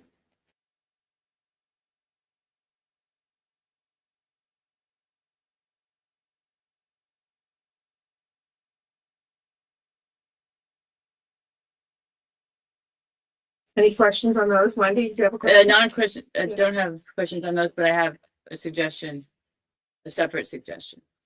Why don't we go over page 4 Yeah. first, and then we'll come back to you. Yeah. Go with page 3. Yeah, page 3 looks good to me. Framing it in the affirmative. That is helpful for the Yeah, way it I is. think about what we're trying to do. Yeah. That's great. Thank you. And then on page 4, at the last meeting, Beth and Jay had articulated some from that long list that you all had come up with, some decision-making considerations. So we tried to form this in a table that in a way that made sense. So I don't know, Beth or Jay, if you want to say anything more about these. I think the only thing that's different from the last meeting is the third one up from the bottom, is something that your team. Yes, our team recommended this The based other ones we had. public comment we were hearing and just a recognition that there's a lack of diversity around this table and people through public comment had expressed concerns about this. And so we felt like that was a way to kind of honor that, for seeing this in perspective. Need to build a system that reduces harm for marginalized students, including but not limited to students with disabilities, students experiencing poverty, or students of color. Okay, everyone okay with those changes as well? Wonderful. And Wendy, I know you wanted to say something. Yes, thank you. And I think I brought this up previously. When we look at the final check of legislatively mandated considerations, and these are our official parameters. I think it's really important that we at some point talk more about how we define these things, because what's happened in some of our conversations is we've said we don't know if the map complies with these. But at a minimum, please, I suggest that instead of a yes or no, that we have a range, like a 1 through 5, for example, so that we have at least some differential. Some maps will meet one of these criteria more than another one. It's not that they aren't just black and white or yes and no. So in this middle column, instead of having it be a yes or no, just have a range, 1 through 5. Are folks okay with that? 1 is not at all, 5 is. Whatever we want. Yeah, I would say 5 would be the yes and 1 would be the no, but Then there's some gradients in between. yes. Okay. Rebecca? Just an observation. This is something that's always been true. We always used to say our goals are cost effectiveness, quality, and access, and those 3 are incompatible. So we should all just assume that no plan is going to hit all 3 of those. And with healthcare. Same in health. Right. Thank you. Yes, good perspective. And actually, consolidation in healthcare doesn't always bring down cost either. They're just choice. Go ahead, Jen. I'm wondering what your thoughts are on adding an N, which just says practical. On the checklist? Well, there is a practicality. There's a so far as feasible, some in that modifies some of these. I think because this is drawn from statute, that it ought to be just what was required in statute. But isn't there a little clause As in the practical, statute? There is, to the extent practical. but Some parts. That's yeah, why we're not gonna- but I don't think it modifies everything. But if it does, sure, let's add that. I thought it just modified a couple of things. Size. Yeah. That was the 4,000 to 8,000 to the extent practical.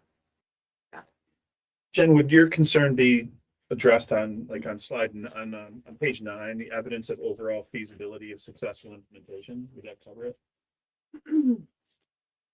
Yes. Thank you. Sure. Yeah, there we go. Thank you. So So it sounds like the changes are accepted and the one additional change is to shift from yes or no on the characteristics to a range of 1 to 5. Does everybody agree with that? if everyone is in agreement, I would entertain a motion to accept the template as written. Second. Any discussion? All in favor, say aye. Aye. Aye.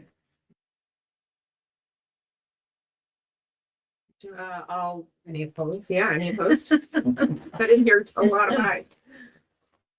Okay. Any abstains, abstentions?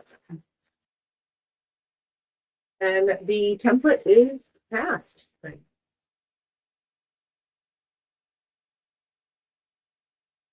And we are now going to move on to the discussion about the boards of cooperative education services, also known as BOCES, also known as, sometimes they're called other things, right, as well? ESAs, intermediate units, they're a whole variety. The ESA is what? Education Service Agency and Education Service IU Agency. is an intermediate unit. They have different names in different places. They Same have- construct, same principle. Same construct, same principle, different names. In this case, again, BOCES and Boards of Cooperative Education Services.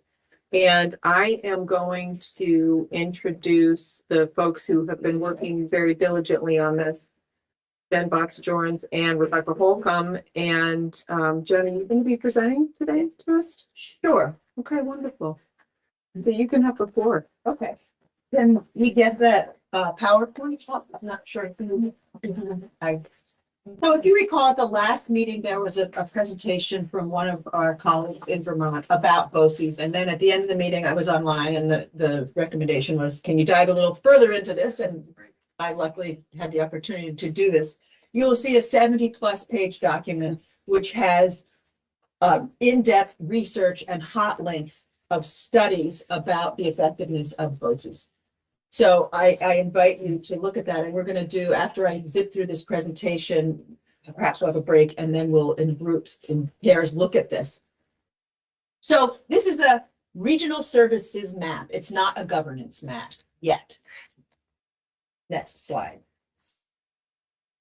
So BOCES is, and you all have this in hard copy, and what this proposal is, I'm calling it the BIMS option, okay? Like educators like silly acronyms, so I'm giving you a BIMS option. Part 1 is BOCES, and part 2 is intentional mergers that are strategic. So we're going to dive into this BOCES piece, and we haven't yet made the map for the intentional mergers that are strategic. Next slide, please. So this is the BIMS model. 5 regional education services called Board of Cooperative Education Services, and then intentional mergers that are strategic. They're aligned with evidence-based criteria, local input, contingent on access to construction aid. This governance map is going to be forthcoming. And as you recall, what I said earlier about the difference between Essex Wexford and NEK Choice are so far apart that it's really important that we are intentional and strategic about our physical Sharpie map of the state. Next slide, please. The benefits to this model of the BIMS option is lower cost, higher quality, more consistent opportunities statewide, and then fair access. Next slide, please. It's consistent with research. And again, there's a lot of, you can go on these online and AI can help you and look at evidence-based research. It's consistent with the research on what improves outcomes. It creates regional resilience. So you don't log on to the educational development program in Chittenden County and see Kristen Kortemach offering the math workshop for people to do first instruction for special ed kids and have access to that if you're in one part of the state. And if you're in another part of the state, you don't even know the assessments for math that are going to help improve outcomes. There's less risk and less chaos because there's research on what has been done and what works. And it gives local folks the ability to leverage and use their own expertise. Next slide. So part one, BOCES. What is BOCES? Next. And there's a hot link if you're online. You can look at this research document, and Rebecca did a lot of this, and I just appreciate the looking at actual programs and studies. And as part of it, I spoke to a colleague of mine from grad school who is head of one of these units in Pennsylvania and also was president of the national group that runs BOCES. And it's pretty comprehensive, the work that happens and the ability to mitigate the access to opportunities that are unfair and inconsistent in our school, and the lack of economies of scale, efficient governance, cost effectiveness. So we need to have a coherent structure. Next slide, please.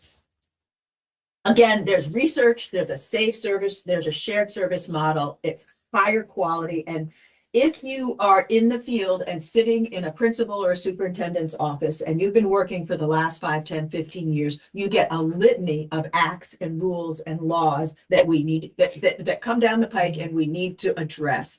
Most recently, the literacy one, there was one for BOCES, there's a special ed one, and then you go way back to 2000, there was early intervention. And so your head is spinning.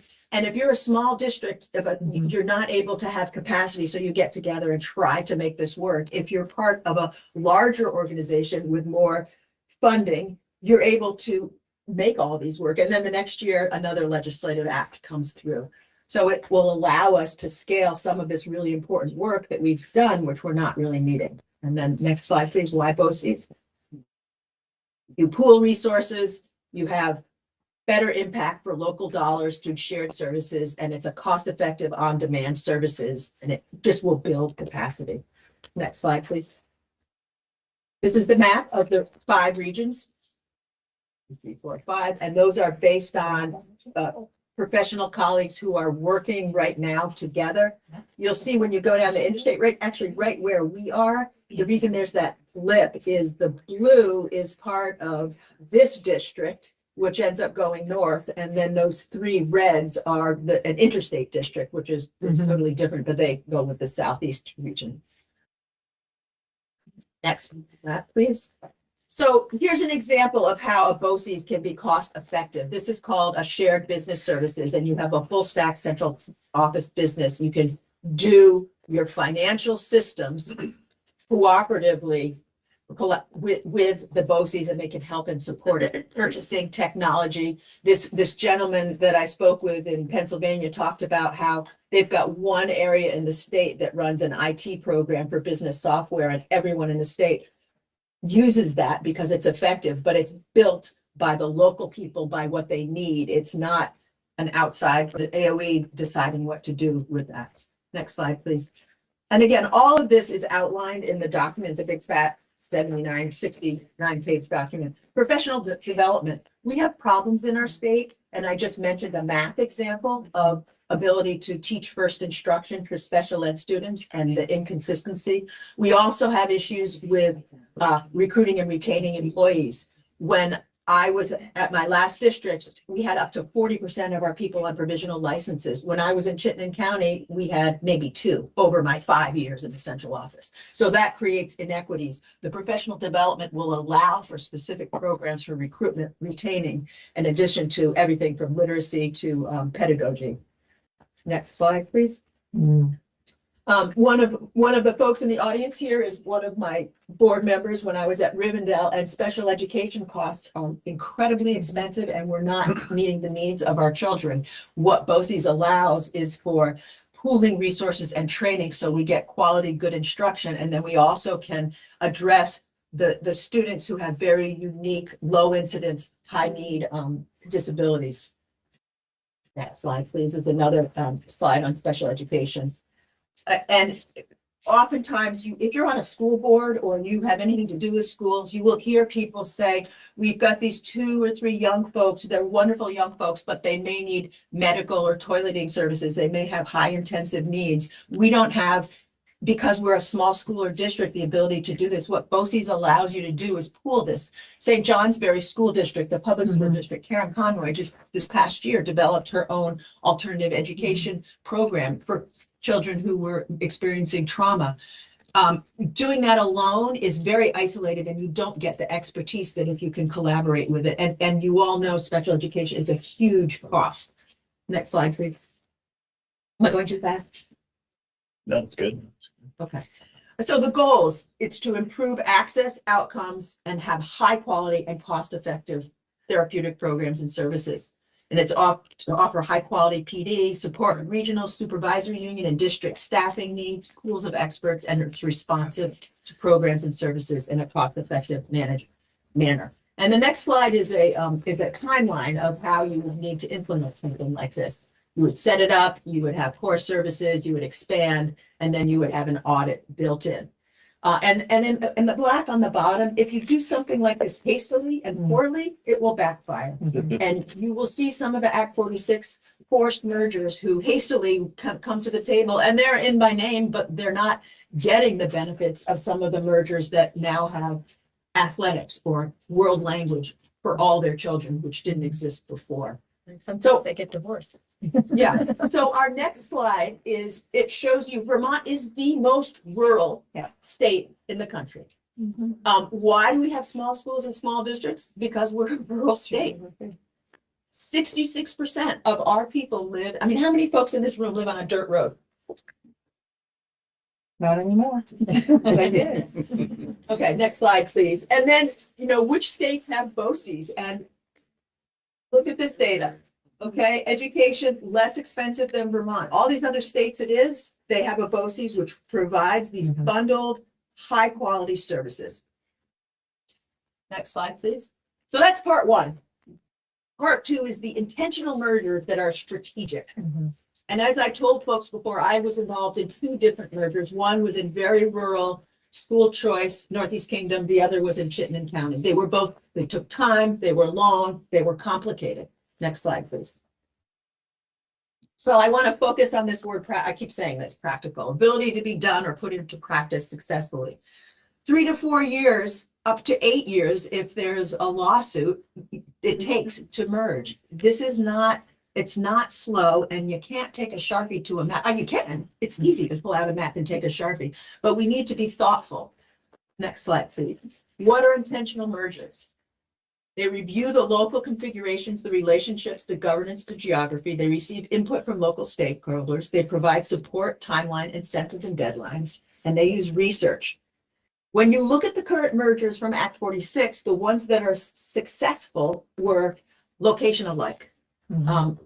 I was in an area and all the K through 8 operating and high school choice clumped together. If you look at Addison County, they were all around, for instance, Middlebury Union High School. And so you had situations like that. Go to the next slide, please. What an intentional and strategic implementation of a map does is it allows groups, like this was in the news a week or so ago, about districts that are coming together right now saying, if we came together, what would we do? What could we do? Next slide, please. And then if you're involved in research, you know that you have to have a plan for implementation. And I live in the St. Johnsbury area, and Allen Lumber was a local lumber company, and RK Miles bought them out. And it took them 5 years, and now they've got this beautiful new facility, but it was planned and timed, and the town of St. Johnsbury just agreed in the select board to do something with that property. But my point is, it takes time. Businesses, it takes time, and it needs to follow a process. There needs to be a stage plan. You need to name what's driving it. You need to have the policies in order. When we merged, putting together our policies was time consuming. Next slide, please.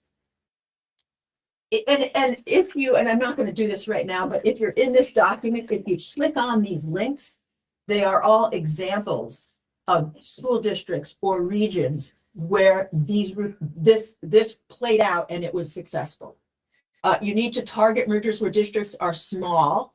So when you look at the savings, the research on savings for mergers, there's it goes to a certain point and then it doesn't decrease savings. And I'll get to this later, but you also need to track. So this is the structure you need to follow. Okay, next slide, please. So what happened with Act 46? There were successful mergers. they were complicated regions. There was reluctance, there was anger, there were some divorces. We had districts who were merged and then pulled out of the merger. There were limitations based on configurations, and there were mergers that happened without buy-in or benefit. And the reason why this is so hard in our state is because we are so small and we are so rural. We are the most rural state. And if you look at the research on what Maine did with their consolidation, they had a lot of challenges. And I say that because us just taking a Sharpie to a map needs to be strategic and intentional. So the next slide, please. And this gets to our conversation earlier, is the tuition voucher non-operating school district question and changes. They're linked to the governance map. So the map, it limits consolidation. The impact closes public schools. It has, and that's the case. If you look at Act 46 and you look at the Rochester region, there were 4 schools, two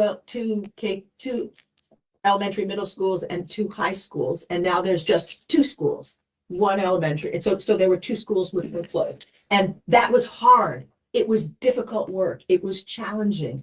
And the district that I was in, we closed one of our middle schools, Gilman, and it was hard and it was challenging. But I can say in the end, there ended up being better outcomes and opportunities for kids. So next slide. Yeah, that's a clarifying question. Yeah. If you could go back, please. Yeah. Sorry, Scott, I'm going real fast. I'm throwing a lot of stuff at you. Right. Don't have vouchers. So what are you talking? Yeah, that's a great question. So when I was at Kingdom East, we, and this is a district that tuitions all high school folks. Right. Students would fill out a little form and then that would go to the school and it would come back, and what we sent, we called a voucher. So I'm using that in a record keeping. A record keeping. Oh, okay. So, and I apologize. Okay. Because it does have a national Connotation. Yeah. Thank you. Next slide, please. So this on the left is at the last meeting, Governor Kate's proposal from 2006 was shared. And that proposal said, all right, we should take all these supervisory unions and make them school districts. So on the left was the map, and you can see that there's many more districts and governance units than on the right. So you see the change. And if you go to the next slide, it will show you the supervisory unions and the supervisory districts between 2006 and 2025. So you can see there are fewer straight districts or supervisory unions, and there are more districts. This is just data. I'm not making any assumptions or suggesting anything. I'm just saying that the state of Vermont, folks have worked really hard and had very difficult conversations to change the governance to where we are now. And moving forward, it's going to be equally as hard, and we need to be thoughtful about that. Next slide, please. And then the change over time from 2006 to present, you see on the top chart, the change in the number of schools. So you see that some schools did close. And I mentioned that's part in central Vermont. I can tell you of the Lunenburg one, Underhill ID closed. And in all those cases, again, it was hard work, it was local, and people were thoughtful. And on the bottom one, you will see the number of school districts has decreased by 56% in this time. So there has been consolidation. And again, this is just data for you to see. Next. Yeah. Can we just pause on this for 1 second? Yes. Number of school districts. That's not supervisory district. Yeah, what are some districts that we've lost? I can't think of any of them. Where I was, Okay. yes, Jericho was a school district, Underhill was a school district. Okay. Now they're all. Got it. Act 46. Got it. Right. Where I taught, it was each of the 6 elementary schools was a separate independent school district. They are now combined into one school district. All right, so they didn't get lost. They got merged into a large consolidated. And they're supervisory. Got it. There are no separate boards and separate boards. It's All part of. Got it. Thank you. Other questions? Like at the town and expansion. Well, Westford all had their own boards. They were each smaller than the collective board, which had proportional representation and 10 people. And my point in doing this is to say, we have done this work. It's been hard and we know how and what to do. We need to be thoughtful about it. Next slide, please.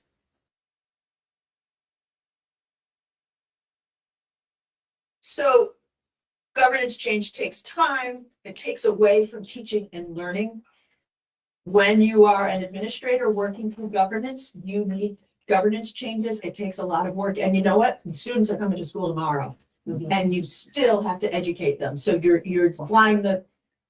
changing the plane as you're flying it, or whatever what is that? Building it. And it's controversial and hard work, and there needs to be a local context. Okay, next slide, please. And I had a different way of saying this, but I like the BIMS acronym, which is why intentional learners that are strategic, and I apologize for that pokiness of it. But and we want to present a specific map which has the actual maps at a later meeting, and with local input, we'll optimize high schools at least 350, and the data supports this. 1,500 students up to site research, and this gets back to that practical part of the legislation. Be mindful of transition costs, and that it's contingent on construction aid, and it in terms of expanding school choice, it's inextricably linked to the map. Next slide, please. 1,500 students. Is that for like Is that for the district? Okay. So for the governance unit, I'll show you a slide that consolidates. Duncan and Duncombe and Yinger have done a lot of research about Pennsylvania, New York, some of our states that have large urban areas and rural places. And a lot of times you'll say, there's no comparison to Vermont, because Burlington is urban, but it's not New York City or Philadelphia. However, in the rural areas, it is similar.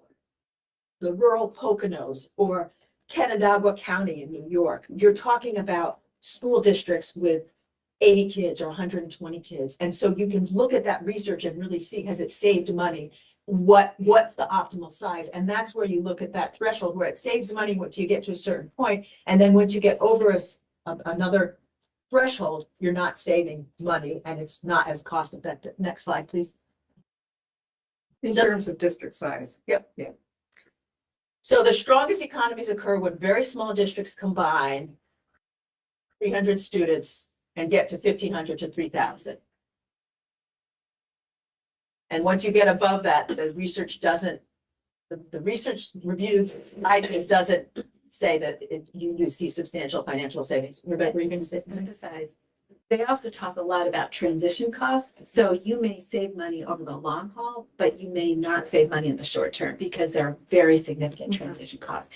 And this is inextricable from the BOCES because, and I think we see this in Vermont, when people were doing governance reform for the last 8 years, it was hard to keep your eye on the ball around instructional improvement.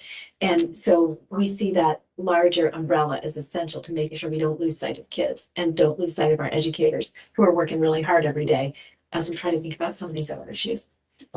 Again, there are hot links to the actual studies, and you can look at these, and you can just look at the abstract to see the summary, which really informs. And for me, I like to do, like, I want to teach kids to read based on the research and how to make kids learn how to read. Same thing with governance changes. So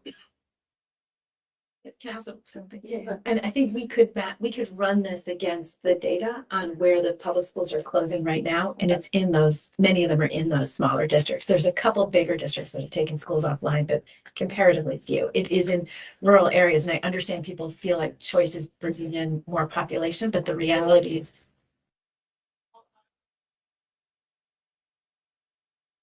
all Oxbow teachers, please report to the cafeteria. Can you say that again? these are rural areas that are, many of them are part of, they're experiencing this larger pattern of the sort of declining population in rural areas as people are moving to urban centers.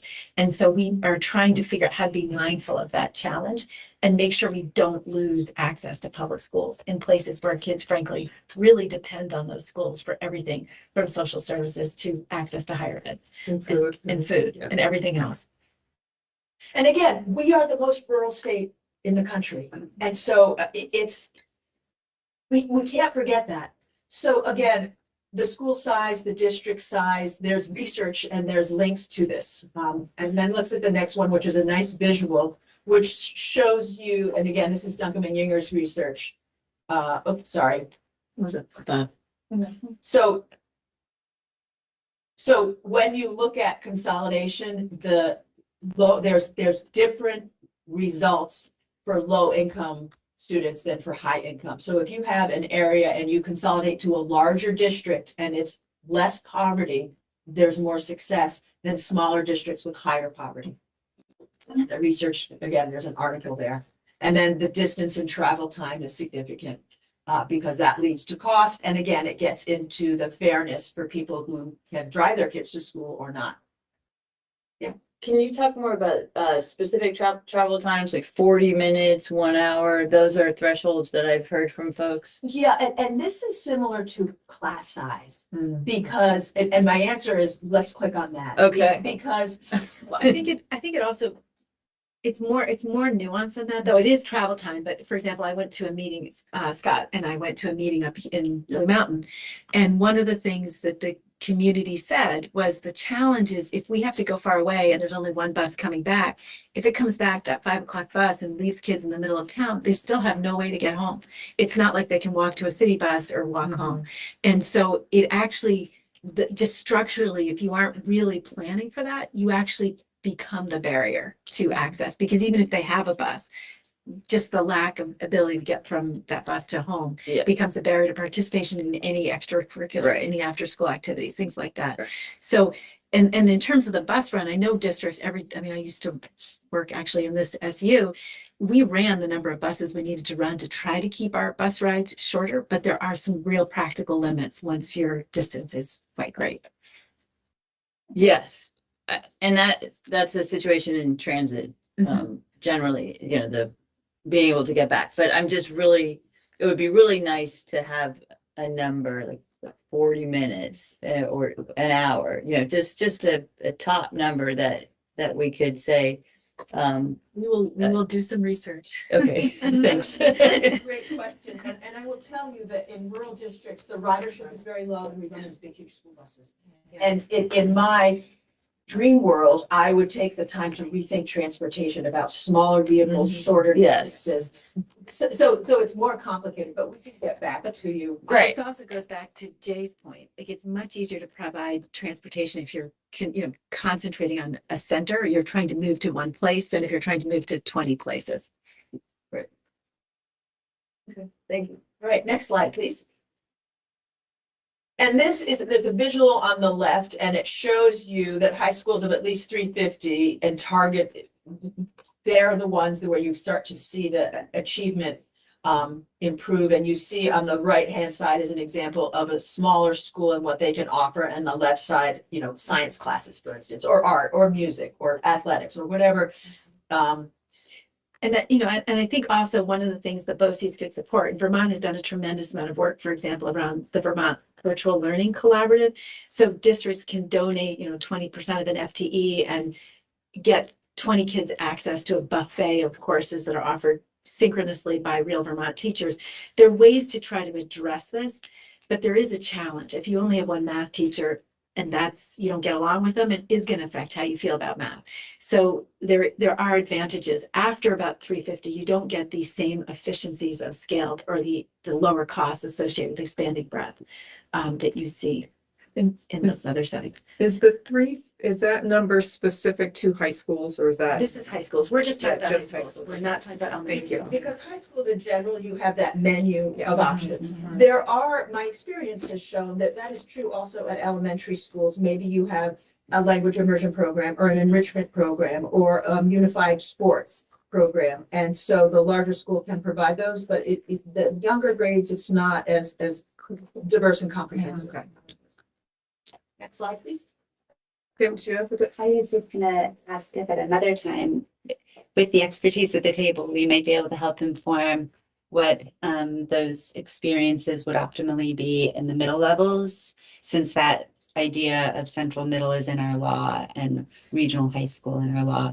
So for another time and a further conversation, I'm deeply appreciating the expertise that came to this, and I'm thinking you could do. And one of the challenges with that research is high school is generally 9th through 12th grade. The middle years, You got, Yeah. one district is 5 through 8, another's a junior high, which is 7 and 8. You even have some 7, 8, 9. And so the research, there's not as much research on those grade levels to tease that out. There's a lot of research about high schools and about district consolidation in rural areas.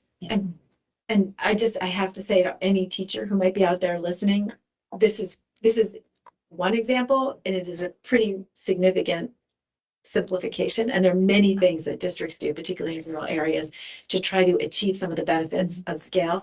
And BOCES came up over and over again. If you have smaller schools, in that range, the kinds of things that BOCES can do to extend opportunities at rural high schools are actually quite significant. So down the road, I mean, we were talking about, an advanced science course. If you were block scheduling, as some of our rural high schools do, you could have a BOCES itinerant teacher who came in and did physics and went to different schools to do it. You can't do it for a 150-minute period, but if you knew you were going to this region to do it, you could. So it takes a little bit of coordination at a higher level, but there are ways to make sure that we're giving kids those options that are sort of creative uses of pooling of resources. Those are the kinds of things that a BOCE in a rural area might choose to develop and spend some time on. Mm-hmm. If you were up in Chittenden County, a BOCE there might really focus on English language learners. You might focus on English language learners in a rural area. The incidence is scarcer, so it will be a different kind of support. So you would need rural specific supports for some of those kids. So the point is, how do you understand where people are and then try to figure out how to help them be the best they can be where they are. That's the logic here. And again, we're not suggesting we do this. We're offering an option, and then we're laying out the research and what we looked at, so people can say, okay, what do we know? Next slide, please. And then this looks at districts, and what it says is very small districts with 300 pupils or less that merged. You saw the cost savings, 31%, and larger districts, you saw less savings, but you did see savings, and that goes. The graph, I have a graph of it. I didn't put it in here. The slide presentation was too long already. So, and then the next slide. And then, in summary, I just whipped through a whole bunch of stuff. Next slide, please. So this is an option. We're supposed to create 3 maps. And my suggestion is the BIMS option is a map. And the first part of it includes a BOCES model. And the second part of it includes these intentional strategic mergers. Now, some of you may be thinking, why are you suggesting a BOCES model when that's just adding another layer of something? And it's making it more complicated than less complicated. And what I will answer to you is all the things that BOCES models do, all of our districts are trying to do right now, whether that's math PD or literacy professional development or literacy professional development, or figuring out how to bulk buy toilet paper for 8 districts versus 30 districts. So and I asked this of this colleague of mine who runs a program like this in Pennsylvania, and what he said is when it's done properly with a timeline, the amount of money that you're saving and the collaboration, it's codified in the research that we shared. So I'm throwing out this recommendation, and then next slide, please. Our next steps. Just to say that, and one of the things that the template will speak to is to avoid duplication. If you move a function to the BOCE or using the BOCE services, you're pulling it out of your SU and moving it up. So if you are working through the BOCEs on regional professional development, that's something your local governance unit doesn't do anymore. And, I spoke about the district. I was at the Rivendell district last year, and we didn't have a curriculum director. We had 4 schools, and we needed a math curriculum for K1, 2 that is aligned so that when you learn something in 1st grade, it grows on that in the 2nd grade. We didn't have that, and we didn't have a curriculum director because we were small. With this model, that would allow for this. So the next step with the BIMS proposal is the details of the intentional merger and the map, and then revise the BOCES. So my thought is I would whip through this really quickly, and I apologize if I'm talking really fast. I don't drink coffee, but. I know. So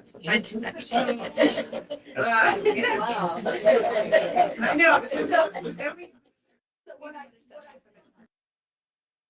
after lunch is people could, flip through this, I mean, maybe there were things in this you're like, oh yeah, right, or oh, that's intriguing.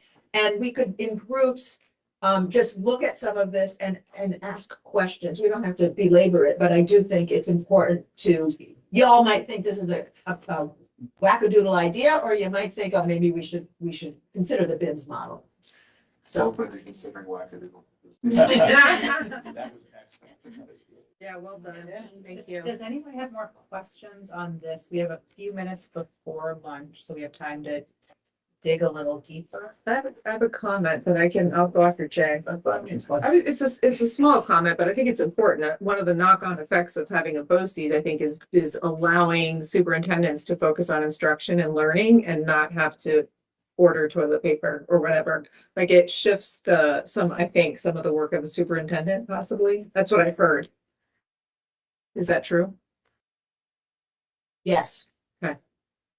And as Rebecca pointed out, that may be very different if you're in Southwest Vermont than if you're in Chittenden County in terms of the services that are being provided based on your entire portal and menu and dashboard, which says what's needed and what could help you. Okay, thanks. It was Jay and then Dave. I think another part that we really didn't discuss much is that at least in the, I'm pretty sure the New York model functions similarly, but in the Pennsylvania model, there are 29 intermediate units or shared services organizations, and they function as an arm of the Department of Ed. So they work very hand in hand as far as rolling out professional development. Or if there's a statewide initiative, there was a statewide initiative on graduation requirements at one point. And when we were adopting whatever various standards were being developed, the IUs would take that policy initiative that came out of the legislature and was handed off to the Department of Ed, and then they would shepherd the implementation in their units. Our unit was a 3-county unit. It looks like you've divvied this up according to the VSA regions, which I think logically makes some sense because we already have relationships. We meet on a routine basis. And in the example that we learned about in the Southeast region, they've shown that it can be done. So I appreciate that. One of the things that we did try to say in here is that this does amplify the capacity of the AOE. And I think just historically, we've had a very challenging time implementing any of the stuff that comes out of the legislature. And I was just talking to someone who I've actually heard from several teachers that we passed a literacy bill.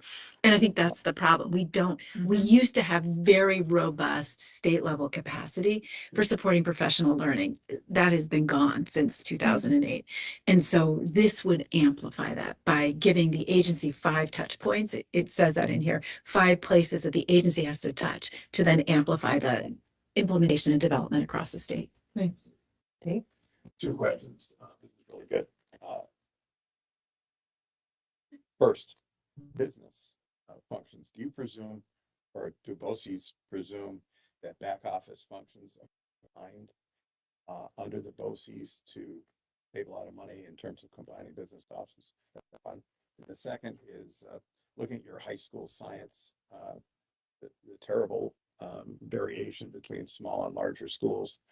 Do the BOCES coordinate virtual learning the way so many colleges are coordinating learning that doesn't require the teacher going around to all the blocks, but in fact allows for virtual learning among larger and smaller schools? Those are the 2 questions.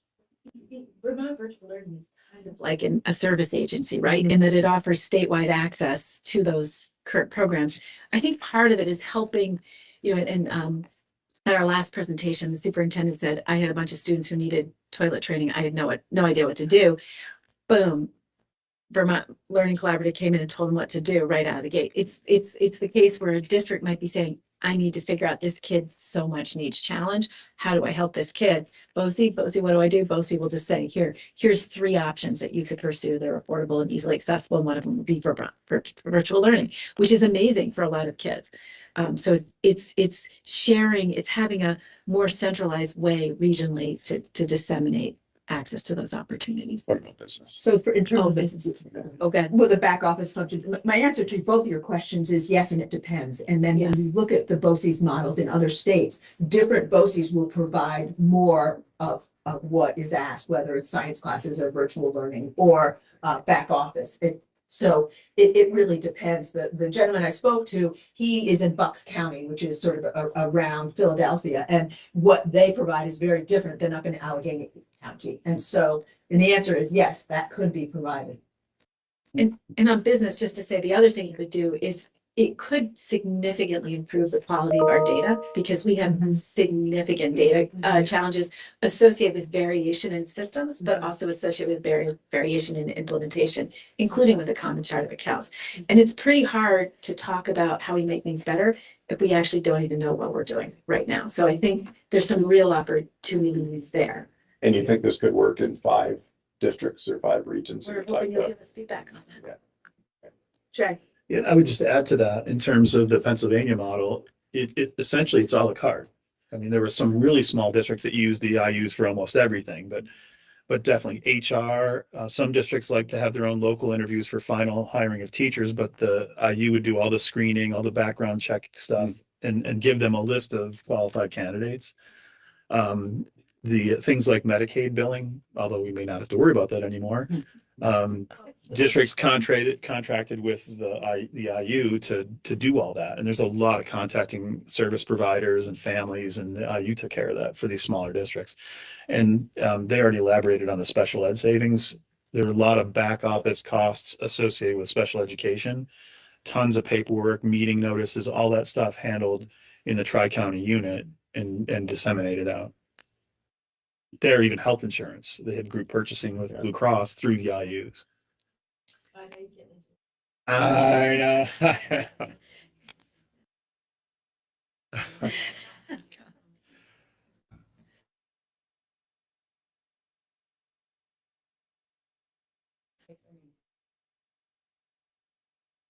And my schedule, we're gonna give the floor to Jen.